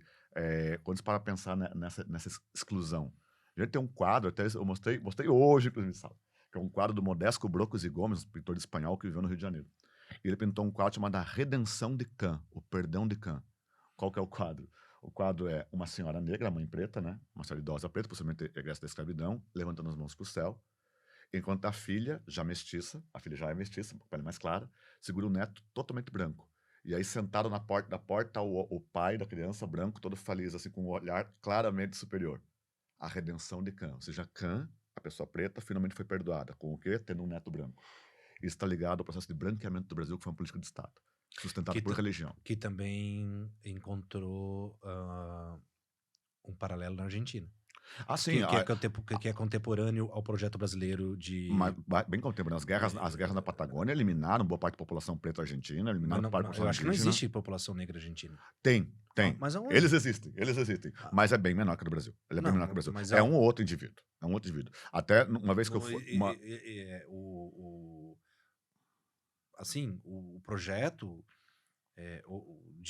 do branqueamento da população do Brasil e da Argentina... o deles foi muito mais radical nesse ponto. Exato. Muito mais radical, não é nem, assim, indubitável. Foi severo, né? Sim, tanto que o argentino ele realmente se sente um europeu na América do Sul. O que não é, né? Mas ele se sente, ele criou essa identidade. Eu lembro que o ex-presidente, o Fernandes, né, falou que ele tem uma frase que foi, nossa, frase horrível, né? Que, como é que é? Os mexicanos eram os aztecas, os brasileiros vieram da selva e a Argentina veio da Europa, algo assim. desse tipo. Recentemente foi feito. E foi um Isso é uma coisa negócio. recente, né? Isso, recente. Ele E falou. foi quando ele era ainda presidente. Quando ele era presidente. E causou, nossa, um mal-estar terrível. E você nota uma coisa, né? Que o Fernandes, nesse ponto, vinha de uma linha política na Argentina que era visto como progressista. E o cara soltou uma dessas. Então, você vê que esse tipo de preconceito ele é enraizado, ele é estrutural. Né? Porque Total. A gente o vê cara também em aqui, todas as né? linhas. Sim, É. sim. É igual o cara que acha que é alemão porque nasceu em Santa Catarina. Meu amigo, vai pra Alemanha, tá? Vai um dia pra Alemanha, compara a Alemanha com Santa Catarina, vê como é que é o alemão lá, vê como é que é o descendente alemão aqui. Você vai ver que aqui é Brasil. É outra realidade. Quando eu sempre digo assim, né? Quando você vai e conhece uma cultura, é um ato libertador.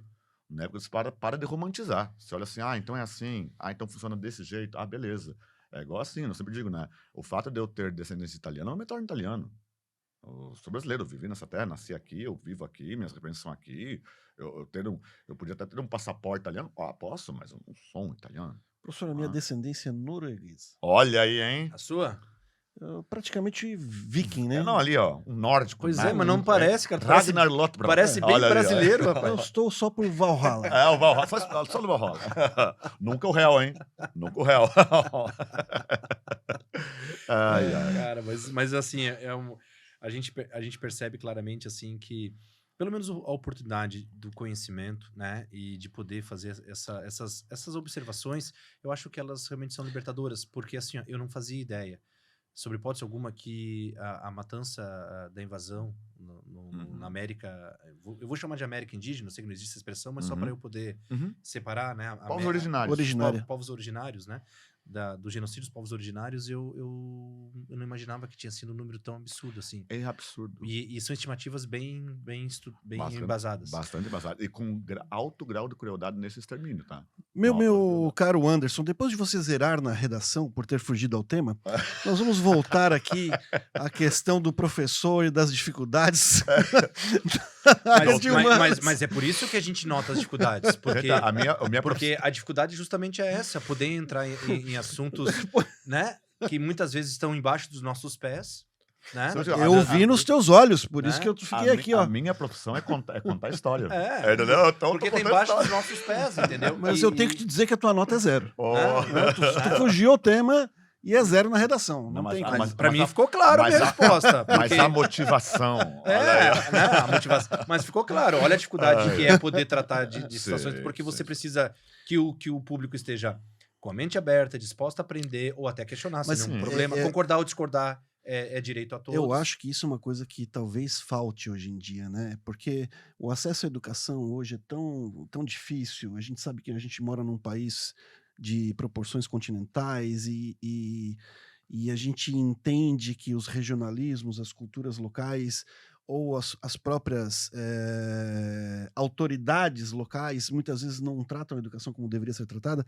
E vendo que esse fisiologismo que hoje a gente está muito mais aflorado, a gente pensa assim, eu pelo menos penso, pô, mas e tu falou, né, não fale mais a frase que você faltou aula de história, mas eu acho que falta nós continuarmos falando de história. Com certeza. Falta nós entendermos, enquanto adultos, tá? Não estou falando nem dos nossos filhos, que estão tendo as aulas de história, mas nós, enquanto adultos, nós precisamos revisar os nossos conhecimentos históricos. Nós precisamos debater e ter acesso à academia, a fontes, a pessoas que possam trazer contextualizações históricas para o que nós vivemos, para o que nós estamos vivendo, para o que nós queremos como ideal de viver, de país. Isso é muito importante, né? Num ambiente saudável sempre, né? Eu Que é sempre isso que digo está assim, ó, faltando. eu fico preocupado. Está faltando um ambiente saudável. Mas né? quer ver um dado, só para vocês terem uma ideia, que eu soube há pouco tempo e eu fiquei assim espantado, é que o Brasil possui mais ou menos 50 idiomas, não considerados oficiais, mas 50 idiomas locais, vamos chamar dessa forma. E para mim, assim, eu conhecia, enfim, né, a língua portuguesa, naturalmente, aí tem o Rusnik, né, que é um dialeto alemão muito próprio aqui, o Vêneto, que é o italiano, tem o pomerano, né, e etc e tal, mas existem mais ou menos 50 dialetos ou idiomas vivos no Brasil considerados originais ou sofrer alguma mutação, né, vamos dizer, alguma adaptação local e que devem ser respeitados e considerados, inclusive, com direito de existência e direito a Sim. publicações e interpretações e tudo mais. Te pergunto, quem é que sabe num troço desse? Cara, eu fiquei espantado. Eu falaria talvez 3 ou 4 que esse Uhum. né, me corrigiria sem nenhum problema, mas 50? Então dá para você ter uma ideia da diversidade brasileira que é desconhecida do próprio brasileiro. Os idiomas indígenas, com uma construção magnífica, Xoclen, Caingangue, você tem toda uma métrica na fala deles, todo um jeito de pronunciar, denunciar. Quantos conhecimentos ali ancestrais, quantos conhecimentos tradicionais a gente poderia se valer desse conhecimento em termos de nossa civilização, a gente não tem. Até porque eles existem até hoje sobre condições, digamos, fora do que nós consideramos, né, da modernidade. E se eles existem até hoje, dentro da sua cultura, da preservação dos seus costumes, do seu idioma, do seu dialeto, e a gente vai saber quantos séculos existem esses povos nas mesmas localidades Uhum. e não foram dizimados, apesar de todas as circunstâncias, quanta coisa. Até eu acho bastante válido destacar uma coisa com relação aos indígenas, né? Durante muito tempo a gente faz comparação. Nossa, mas olha como é que eles vivem, não sei o quê. O indígena não se sente um coitado. É só que ele tem um modo de vida diferente do nosso. É porque a nossa vida... Ou nós temos um diferente do dele. A nossa valoração é o quê? A gente olha o sucesso de uma pessoa pelo carro, pela casa, pela coisa. Eles não têm essa mesma cultura. A cultura deles é outra. Então, quando você analisa uma cultura outra pela base na tua, você está sendo etnocêntrico, né? Está pegando uma análise questionável, vamos dizer assim, né? Então, por exemplo, é muito comum, às vezes a pessoa passa lá no Morro dos Cavalos, em Palhoça, onde tem aquela aldeia Guarani, e aí ele vê lá, casa da alvenaria, tem carro, tem antena de satélite, aí o comentário da pessoa que passa de carro ali, mas olha aí, ó, nem é indígena mais. Gente, não é porque o indígena tem casa da alvenaria, antena de satélite, celular, computador e carro, que ele é menos indígena. Esse raciocínio é absurdo, né? Quer dizer, não pode imaginar que o indígena vai ficar assim, como nos tempos de Pedro Cabral. Eles são uma cultura assim como qualquer outra. Como cultura, eles mudam com o tempo, eles se reinventam, eles tornam-se híbridos. Quer dizer, ou seja... Nos Estados Unidos, eles são donos de terras, Sim, de cassinos, Poços de petróleo. Eles são de parques. Eles são simplesmente humanos. Mas como eles são seres humanos originais daqui, são da região, eles são seres humanos que estão aqui ancestralmente antes dos nossos antepassados, eventualmente imigrantes de outras regiões do mundo, né? Eles têm certas proteções óbvias, né, do campo legal, eles têm certos direitos ancestrais que têm que ser colocados, né? Então, quando se fala assim, a gente nem usa mais o termo reserva indígena, né? O termo reserva indígena já era, agora é terra indígena. Porque quem tem reserva é bicho. E eles não são um animal de um zoológico, eles são seres humanos, são pessoas, são cultura, têm uma história, têm um pertencimento, têm uma religião, então eles têm uma terra indígena, reserva é outra coisa. É interessante que a história, é legal que a gente faz essas revisões também de vocabulário, sabe? É muito comum. Tem um filme muito legal do DiCaprio com o De Niro, se eu não me engano. Da Lua lá. Que ele tem que casar com uma indígena por conta da manutenção de poços de petróleo. Os Assassinos da Lua, uma coisa assim. Puta, que filme. É uma obra. Que filme massa. Isso. Eu tava pensando no Regresso, porque ele é casado com uma indígena. Esse é outro. No Regresso também, no outro filme. Também. No Regresso, o Regresso e também é outro filmaço. Muito bom. É fantástico, muito bacana. Ali mostra, inclusive, o momento dos franceses, né? Sim, as chegadas ali, as guerras deles. É o nosso processo. O que tu costuma usar, assim... Agora eu vou mudar. O que tu costuma usar do mainstream midiático, né?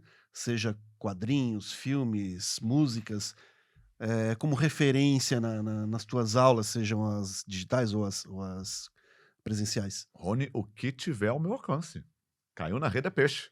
Então, quer dizer, se eu vejo que eu posso fazer uma associação de algum conteúdo de história com algum filme que eu gosto, tipo, por exemplo, eu sou um fã, e não é poser, tá, pessoal? É fã mesmo. De Star Wars, faço até cosplay do Darth Vader.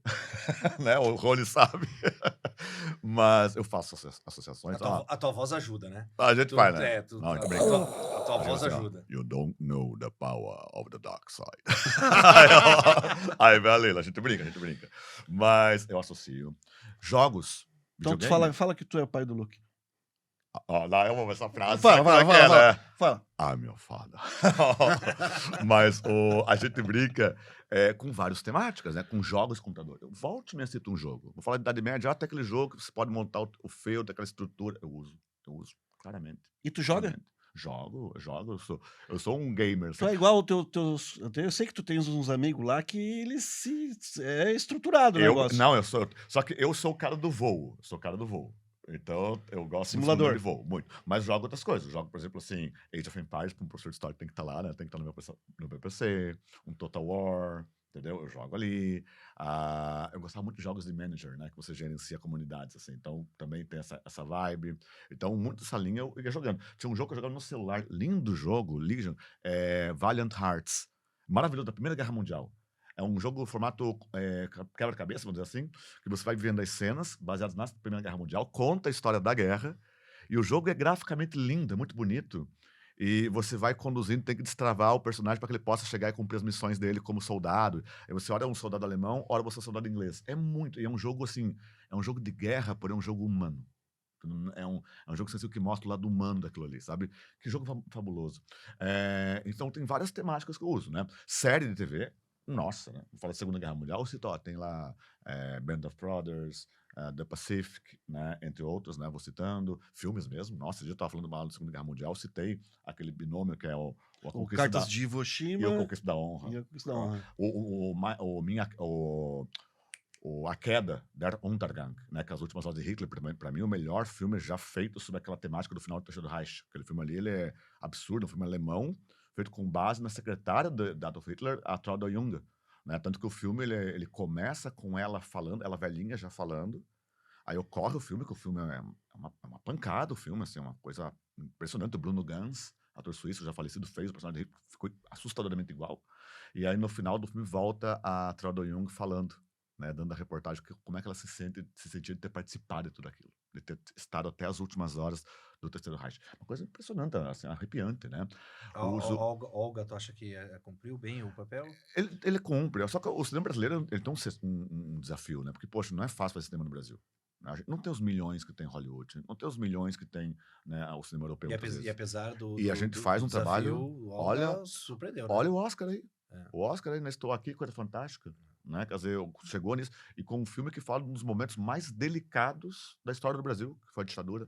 Né? Então, quer dizer, você trabalhar essa temática e ganhar um Oscar em cima, realmente, né, no mínimo interessante. Né? Já me falaram que a indústria cinematográfica hollywoodiana é esquerdista. Não, mas assim, ó. Progressista. Mas Se cair um alfinete no lado esquerdo do meu corpo, ele já é comunista. E, né? Olha... e dentro desse contexto, filme hollywoodiano mesmo, americano, de guerra, mas que conseguiu retratar assim, de uma maneira não tão romântica, não tão Capitão América. Como eu falo assim, ó, esses dois que a gente citou agora, Conquista da Honra e Cartas de Iwo Jima, acho bem honestos dentro da proposta. E assim, não é estranho um país puxar um pouco a brasa pra essa sardinha quando ele faz um filme. A questão da Conquista da Honra eu não lembro. É basicamente o mesmo cenário, Batalha de Iwo Jima, na Guerra do Pacífico, Segunda Guerra Mundial, só que o Cartas de Iwo Jima é pela ótica dos japoneses. E o Conquista da Honra é pela ótica dos estadunidenses. Né? O diretor é o mesmo, inclusive, do Clint Eastwood. É o mesmo diretor. Os dois filmes foram gravados basicamente concomitantemente. São duas obras impressionantes, assim. Impressionantes. Dois pontos de vista. Dois pontos de vista. Dos dois países. Achei muito honesto, inclusive. E assim, eu vou dizer que o Cartas de Iwo Jima me ganhou. Cartas de Iwo Jima, assim, pela dificuldade, né? Todo em japonês, o negócio feito assim. Você vê aquele combate... O combate do Pacífico foi um dos mais cruéis de todos. O combate do Pacífico foi uma coisa assim, impressionante, né? O combate do Pacífico inclui aquela de Midway ou não? Batalha de Midway. A Batalha de Midway é a Batalha do Pacífico, sim. O filme Midway, você vê que ele tem uma pegada mais assim... Capitão América, né? Mais Capitão América. Aquela coisa do herói, assim, aquele cara que vai sozinho com o avião e ele acerta o fogo inimigo, mas ele acerta a bomba de profundidade no porta-avião japonês. Tipo, todos são Stormtroopers. É isso. Todo mundo erra o alvo, menos todo ele. Mundo erra, menos ele. É muito isso. Boa. É muito isso. Né? Então, entra ali. Mas ela tá dentro desse contexto. Tá dentro desse contexto, né? Outro ali que é o Resgate do Soldado Ryan. Né? É um filme muito legal, ele tem uma história bacana. E os primeiros 30 minutos desse filme... Avassaladores. Pra ter uma ideia, veteranos daquela guerra, daquele combate, foram assistir no cinema Premiere. Muitos passaram mal. Porque ficaram assustados de acordo com eles que viveram o combate. Então, quem sou eu na fila do pão? Se eles falaram que foi assim, como ponto final. Eles falaram que foi assustadoramente real. dentro daquilo que eles Que é o viveram. desembarque, Que é o na desembarque Normandia. na Normandia. Na Desembarque Normandia. foi uma carnificina, realmente, né? Foi o desembarque. Né? Então você tem isso, né? Poxa, você vê, tem um filme que eu acho... Uma das cenas que mais fortes é quando eles tentam lançar os paraquedistas Uhum, por trás da linha alemã uhum. e eles começam a morrer.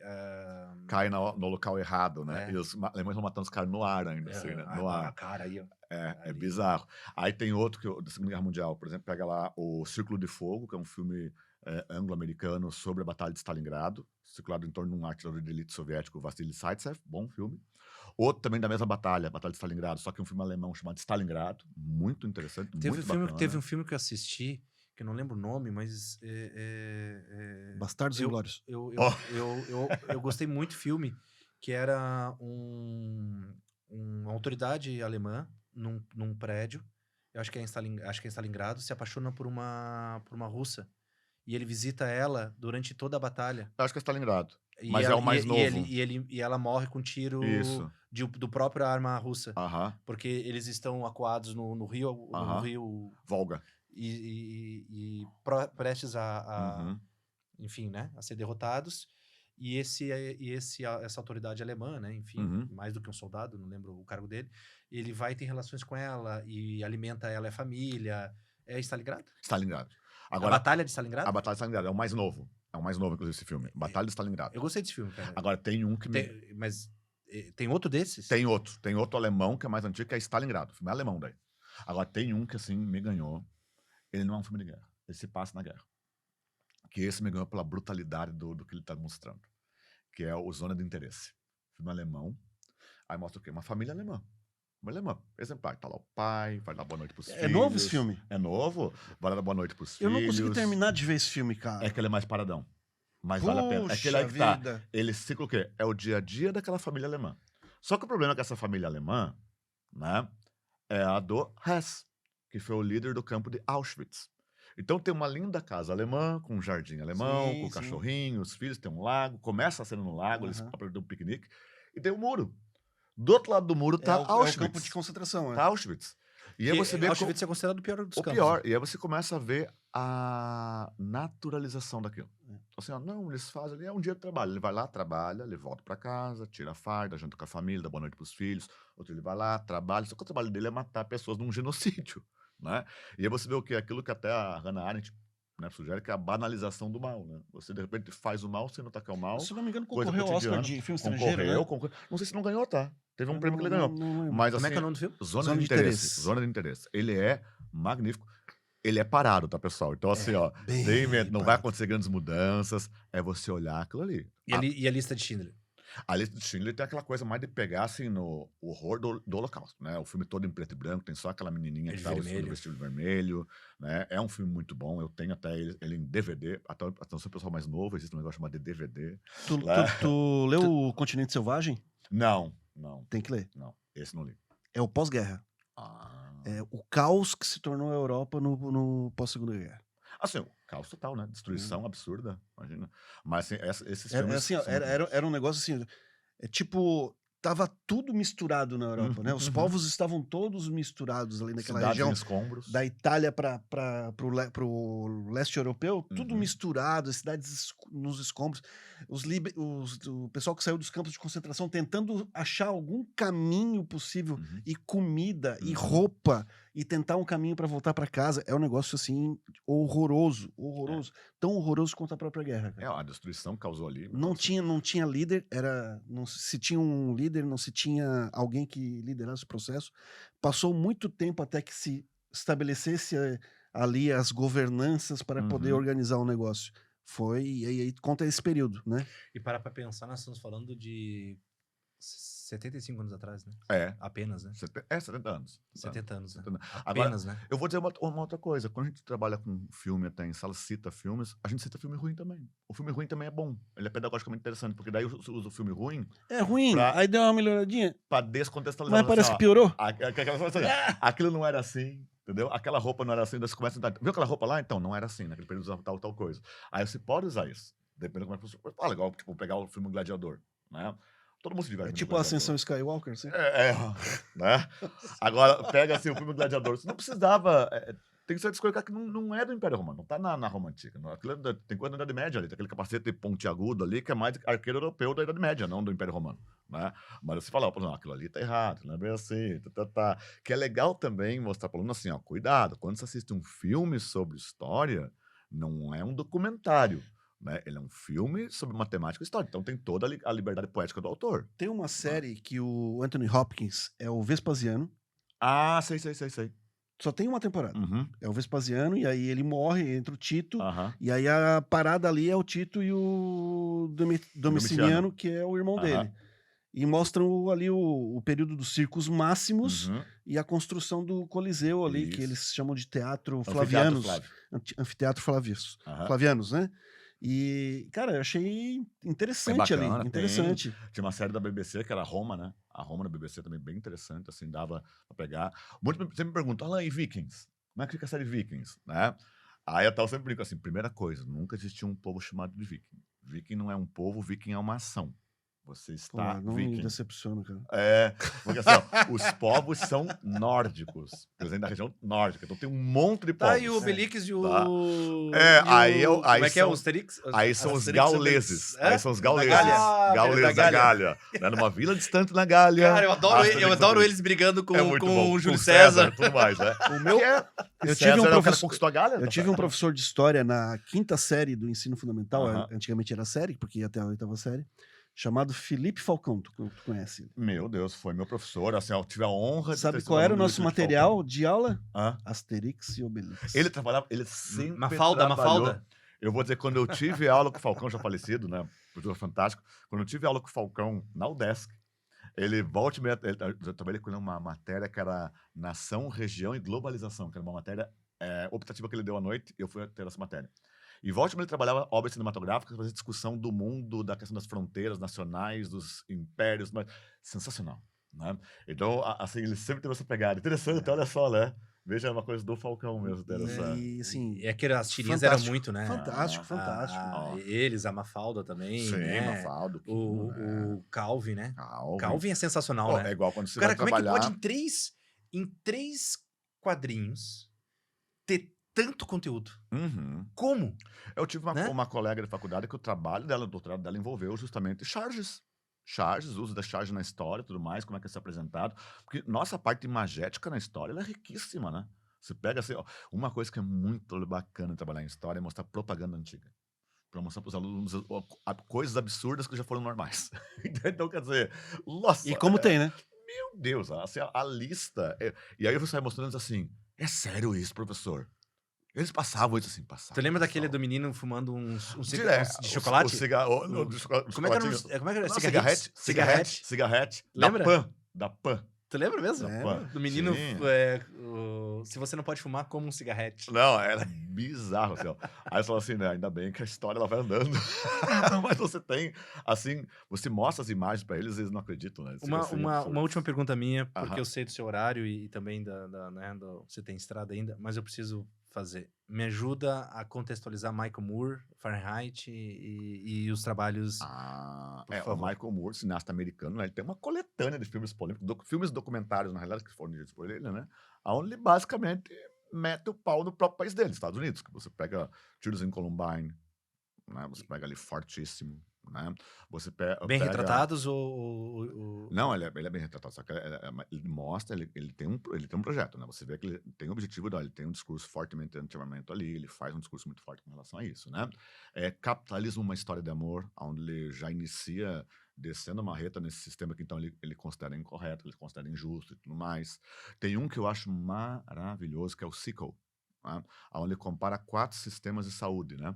Um socialista, que vai ser o de Cuba, um sem o welfare state, né, sem estado de bem-estar social de fato, que são dos Estados Unidos, e 2 o welfare state, que são sistemas capitalistas, porém com o estado de bem-estar social, que é o francês e o inglês, né?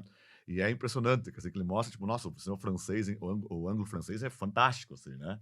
Aí você vê o cubano com as suas limitações, mas ele também funciona. Você vê o americano que, de repente, o cara falta medicação porque é muito caro, né? Porque lá você tem que pagar, né? E serviços médicos são muito caros. Então ele faz um contraponto. Quer dizer, eu achei interessante que ele pegou, para todos os gostos, né? Ele pegou um sistema sem welfare state, 2 capitalistas com welfare state e um socialista. Quer dizer, abarcou todo mundo. Ó. Qual que você quer? Escolhe aí, qual que você está defendendo. Ele colocou todo mundo na bala. Então achei que ficou interessante, né? Então, quer dizer, o Fahrenheit, por exemplo, né? São todos documentários que eu acho interessantes, assim, dá para problematizar, para discutir. O bacana é que dentro das discussões de história, da sociologia, da filosofia, o que não falta é material, às vezes, Pois audiovisual, é, que você pode eu fazer a vejo o pessoal discussão. não trazer mais esses materiais dele, não sei se isso ainda está vivo, enfim, É, mas eu vejo a nossa turma mais recente não usufruir desses recursos, e não estou dizendo que eles são bons ou ruins, deixo a opinião para o especialista, e nem estou dizendo que tem que assistir, apenas digo que é um material que na sua época trouxe muita discussão e análise, e claro que pela democracia todos os contrapontos estão ali para poderem se posicionar, mas não morreu esse tipo de material? Ele não sumiu um pouquinho? Ele não... sabe a coisa que mais me entristece como professor hoje? Que os meus alunos estão tendo aulas muito inferiores às que eu e vocês tivemos. Muito inferiores. Por quê? Porque há debates interditados. Então existe um risco muito grande para a minha profissão, para o meu contra-cheque, se eu chegar numa escola e meter um documentário desse, que de repente pode cair mal, e chega em casa só Deus sabe de que jeito, isso pode colocar minha profissão em risco, eu posso ser cancelado, eu posso ser perseguido, eu posso ser atacado e por aí vai. Os meus alunos hoje, eles estão tendo aulas mais frágeis, muitos momentos, do que os pais deles, muitos dos quais hoje metem o pau em história, tiveram. Quer dizer, os pais hoje negam aos filhos, muitas vezes, a liberdade que eles tiveram de ensino. Sabe onde é que eu assisti o Carteiro e Poeta? Maravilhoso. Sabe onde é que eu assisti? Onde? No cinema, porque a minha escola levou. Ó, Sabe onde é que eu assisti o Quatrilho? No cinema, porque a minha escola hoje em levou. dia, Porque levou as professoras de história, de linguagens, enfim, de artes, a escola como um todo, onde eu estudava. Acesso ao cinema não era fácil naquela época, muitos não tinham acesso a cinema, teatro e outras coisas. Estou falando dos anos 90. E eu assisti e lembro de cenas do Carteiro Poeta fantásticos, né? O carteiro chegando com a bicicletinha dele lá. sim, o Neruda ali, Sensacional. Aliás, fica a dica, baita filme, tá, pessoal? E eu assisti o Carteiro Poeta por conta É. do estímulo da minha escola. A minha escola estimulava, a minha escola proporcionava, a escola provocava, de maneira optativa, naturalmente, nunca, né? Mas assim, eu dou graças a isso, eu dou valor a E isso. eu sempre digo assim, sabe, é tão triste como professor, porque assim, qual que é a função de um professor? Né? É ajudar a gente. Cara, eu falei para uns alunos, falei assim, gente, eu nunca vou construir um avião, eu não vou construir um carro, eu não vou construir um navio, eu não vou construir um prédio. Minha tarefa é ajudar a construir pessoas para que elas realizem sonhos delas. A minha função é ajudar a realizar sonhos. Por isso que eu tenho tanto amor pelo que eu faço. Só que é triste, você chega em sala de aula hoje em dia, você tá lá um aluno, ele não te conhece, ele não sabe nada de você. Nada, nada de você. Mas porque ele sabe que você é um professor de história, de filosofia, de sociologia, ele já te recebe na sala com aquele olhar do tipo, lá vem o doutrinador. Ele já olha para você com aquele olhar do tipo, eu sei que você vai mentir. Né? E não existe como a educação funcionar assim. A gente fala da relação médico-paciente. Você não vai tomar um medicamento de um médico no qual você não confia. E você não vai fazer seu tratamento, você vai morrer com aquela doença. Né? Da mesma forma, não existe possibilidade de ter sistema de ensino-aprendizagem onde o aluno acha que o professor é o inimigo dele. Veja, eu sempre falo assim, é de uma miséria intelectual tão grande quando alguém realmente acha que eu saio 6 horas da manhã do conforto da minha casa, com trocentas aulas para dar, para preparar, para prova para corrigir, e a pessoa realmente acha que eu saio do universo da minha casa, do conforto do meu lar, Para mirar ela lá na entendeu? aula. Para chegar no filho dele e transformar o filho dele num mini guerrilheiro. Eu tenho mais o que fazer da minha vida. Eu tenho muito mais o que fazer na minha vida. Assim, ó, então, quer dizer, um pai, sabe, que tá preocupado, a escova, não, esse pai está doutrinando o filho dele da pior forma possível, está tornando o filho dele avesso ao conhecimento. As pessoas têm que entender que o conhecimento não é sobre elas, é para elas. Né? O conhecimento não é para agradar, o conhecimento é para entender. E a gente sempre vai ter que estudar coisas que a gente não vai gostar, a gente não vai concordar. Agora, se eu me colocasse só no direito, por exemplo, no pretenso direito, de só estudar o que eu gosto ou com o que eu concordo, eu não poderia dar aula de um monte de assuntos, mas eu dou. E como é que o aluno vai discernir de que você está relatando o fato e não dando uma opinião, porque eles misturam as coisas. Quando eu mostro para ele da onde eu estou tirando aquilo a resposta não pode ser vozes da cabeça. Né? Quando eu vou para o meu aluno, eu mostro, ó, isso aqui está aqui, isso aqui é de tal filósofo, de tal pensador, eu vou ponto a ponto. Qualquer aluno meu que eventualmente esteja aí ouvindo podcast, assistindo podcast, pode confirmar isso. Eu sempre costumo falar todos, ó, esse pensador, pensa isso aqui, pensa isso aqui, pensa isso aqui e tal. Aí depois ele pode ler. Ele vai lá e busca ler, né? O cara sabe ler, vai lá, lê o livro, busca o texto. Às vezes me pergunta, professor, qual que eu posso ler? Assim, começa pelo princípio. Escolhe alguma coisa que você gosta, lê, não se preocupe tanto em entender. Primeiro leia. Depois vai mapeando o terreno e vai eventualmente entendendo, né? Mas pelo menos se desafie, leia. Então, quer dizer assim, é igual eu falava esses dias em sala, né? A pessoa vai lá e mete o pau em Paulo Freire. Aí a primeira pergunta que eu vou fazer é, qual obra que você leu? Quase sempre a resposta é, não, mas eu ouvi o vídeo, eu sei que é. Não tem como. Foi um rios! Eu só posso gostar de uma coisa ou de alguém que eu conheço. Eu só posso odiar alguém que eu igualmente conheço. Para que eu possa ser crítico de qualquer coisa, eu tenho que ser especialista nessa coisa. Se eu sou crítico de uma coisa cuja obra eu não domino, eu não sou crítico, eu sou leviano. Entende? Só que a história, as pessoas estão sendo críticas por serem. E até porque, dentro de qualquer um deles, Paulo Freire, qualquer outro, você vai ter coisas que são muito boas, Uhum, outras que não funcionariam, então já não uhum. serve mais, e outras que não gostei, né? Mas eu- Mas para você poder filtrar e chegar a esses 3 níveis de interpretação, você primeiro precisa poder Você tem que conhecer a obra. exato, e conhecer e entender. Isso requer uma leitura quase de antropólogo. Porque o antropólogo, ele, por missão e por princípio, ele não pode entrar num território com julgamento. Né? Ele tem que estar desprovido de qualquer intencionalidade de interpretar aquele momento com aquilo que ele traz consigo de onde ele veio. Então, quando você entra num estudo Uhum, em que te interessa o tema, uhum. o importante é você buscar, digamos assim, uma neutralidade num primeiro momento para poder conseguir usufruir e extrair o que vai funcionar para você, ou para sua família, ou para sua comunidade. Porque assim, ó, quando você pega obras complexas, você assim, ó, seja qual for o autor, eu não vou citar nenhum aqui, porque daí depois Uhum. nas redes sociais a gente vai ser massacrado, né? Mas seja qual for o autor, qual seja o pensador, e qualquer filósofo, e de qualquer época histórica, e de qualquer origem que seja, você vai ter ali coisas que, meu Deus, como é que isso poderia ser aceitável na época? Mas, às vezes, no mesmo capítulo, você tem um pensamento e uma frase que, cara, esse bicho era brilhante, né? Ele era sensacional Uhum. pela linha de pensamento e pela construção argumentativa que ele fez. E às vezes uma sacada que tu, né, opa, né, dá para você, né, extrair alguma coisa ali. Agora, quando você fecha tudo e diz tudo é ruim e tudo é mal, ou só esse é bom e tudo é bom e tudo e faz esses recortes numa linha fechada, é perigoso demais. Eu sempre falo o seguinte, quando os alunos sempre vai ler algum assunto, beleza.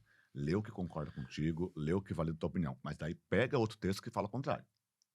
Eu falo assim, ó, você lê um elemento que só tá ali para validar o que você já acredita, isso não te torna alguém intelectualizado, isso te torna um fanático, né? O fanatismo não é uma questão intelectual, pode ser uma questão passional. O fanático ele tem um lado passional. Então, quer dizer, sempre que você vai estudar alguma coisa, você tem uma obrigação intelectual de fazer o contraponto. Tanto que o debate. Uma coisa que, poxa, qualquer pessoa que já passou por uma universidade sabe que existe uma questão que a gente fala que é o chamado estado da arte, né? Que é quando você vai procurar fazer um projeto, alguma coisa, você faz um levantamento bibliográfico para ver em que nível está olha a palavra, o debate bibliográfico. Não é a afirmação bibliográfica, é o debate. Para ver tudo que já foi dito de um lado e do outro daquele tema, porque daí, em função de tudo que já foi dito de um lado e do outro, aí você possa ver se você pode ou não agregar alguma contribuição naquilo ali. Então, quer dizer, você apenas ler ou ouvir, ou assistir, e pode ser um canal no YouTube, pode ser um programa de TV, não importa. Você ler, assistir ou ouvir só o que aquilo que já concorda contigo, isso não te faz alguém intelectualizado, isso te faz um fanático.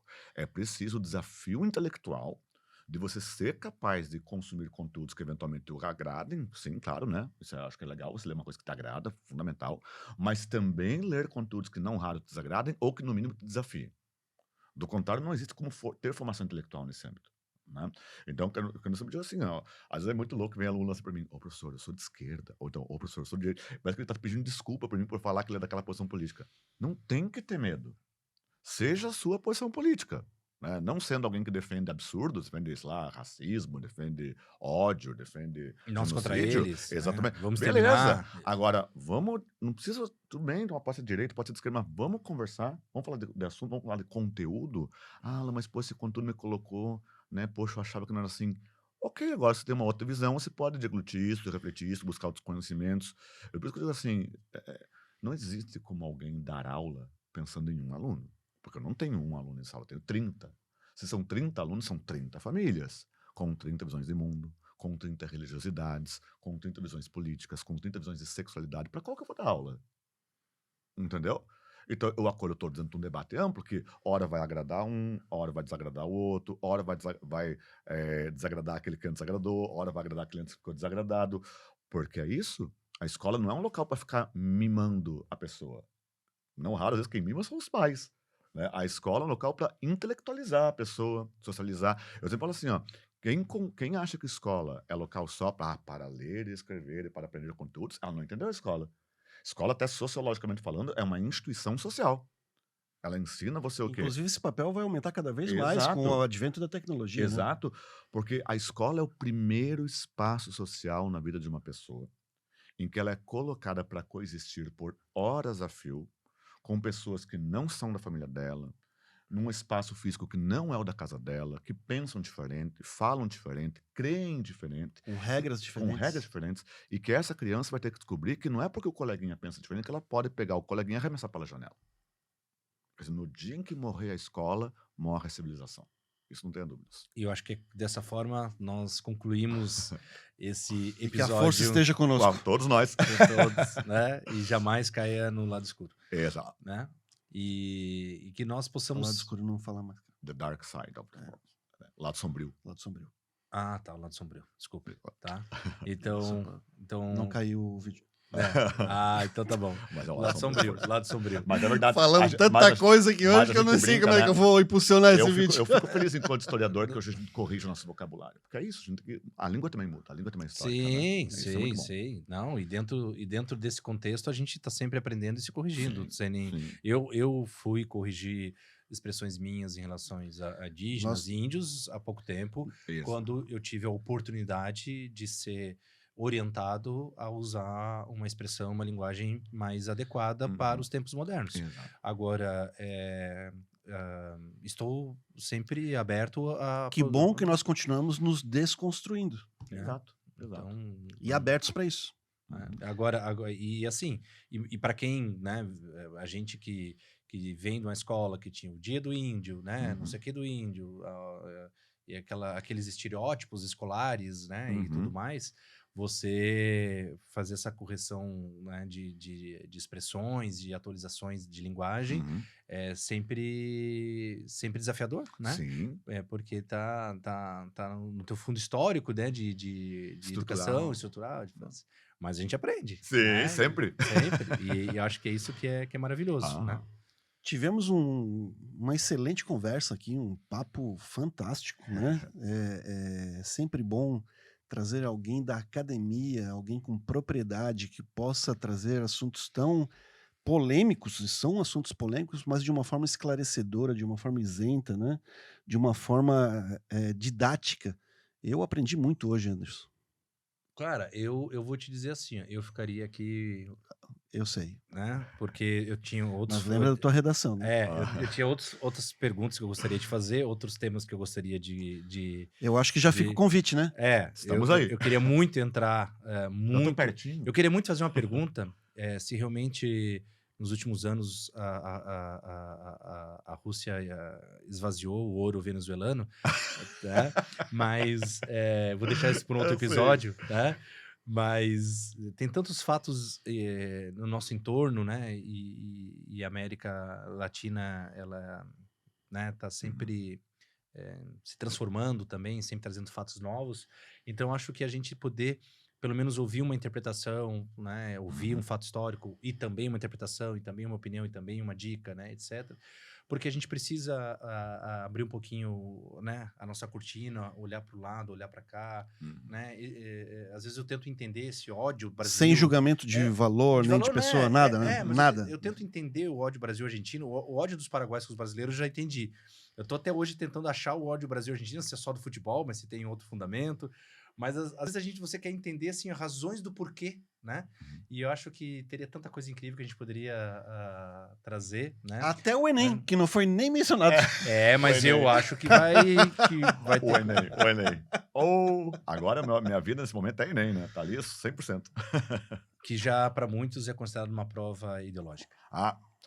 E aí eu refuto. Aí dá para refutar. Veja que nós temos um governo hoje à centro-esquerda, o governo anterior era colocado à direita, mas temas polêmicos se mantiveram no exemplo ao longo de todo o processo. Porque não é uma questão governamental. A prova do Enem não é uma prova de governo, é uma prova de Estado. É a LDB, a Lei de Base de Educação. Então, tem temáticas que têm de estar na prova do Enem, tem de estar, porque é uma questão de lei, não mais de governo, né? Não é de ideologia. Meu caro Alan de Alambique. Que, inclusive, eu descobri que existem palavras de língua portuguesa que são de origem árabe. Sim. E uma delas é alambique. São pouquíssimas palavras, não dão 10. Alambique, Alambique. São pouquíssimas palavras. Não existem mais do que 10 palavras da língua portuguesa que são de origem árabe. E uma delas é alambique. Eu vi que tem uma matéria sobre isso, né? Que várias palavras começam com al. Geralmente tem essa... Lá na minha cidade tem um restaurante chamado Alhambra. Fantástico. Palácio de Granada. Palácio de Alhambra, em Granada. Do último sultão. Estive lá. Invejei. Inveja boa, mas invejei. Aquele palácio branco que ele construiu para a princesa? Não. Não, esse é outro. Esse é o Taj Mahal, né? Taj Mahal. Isso. Ele construiu mesmo de amor? Diz a lenda que sim, né? O que é bem possível. Naquela época era comum esses autocratas do mundo antigo fazer essas obras gigantescas por condições pessoais. Que paixão, hein? O Palácio de Alhambra é um lugar muito interessante porque é um lugar construído pelos povos de origem árabe, na dominância ali da Espanha. Só que tu vê várias referências cristãs dentro do palácio. Né? E aí você vê, e aí as pessoas lá falam dessa convivência e harmonia que existia ali naquele lugar, naquele momento.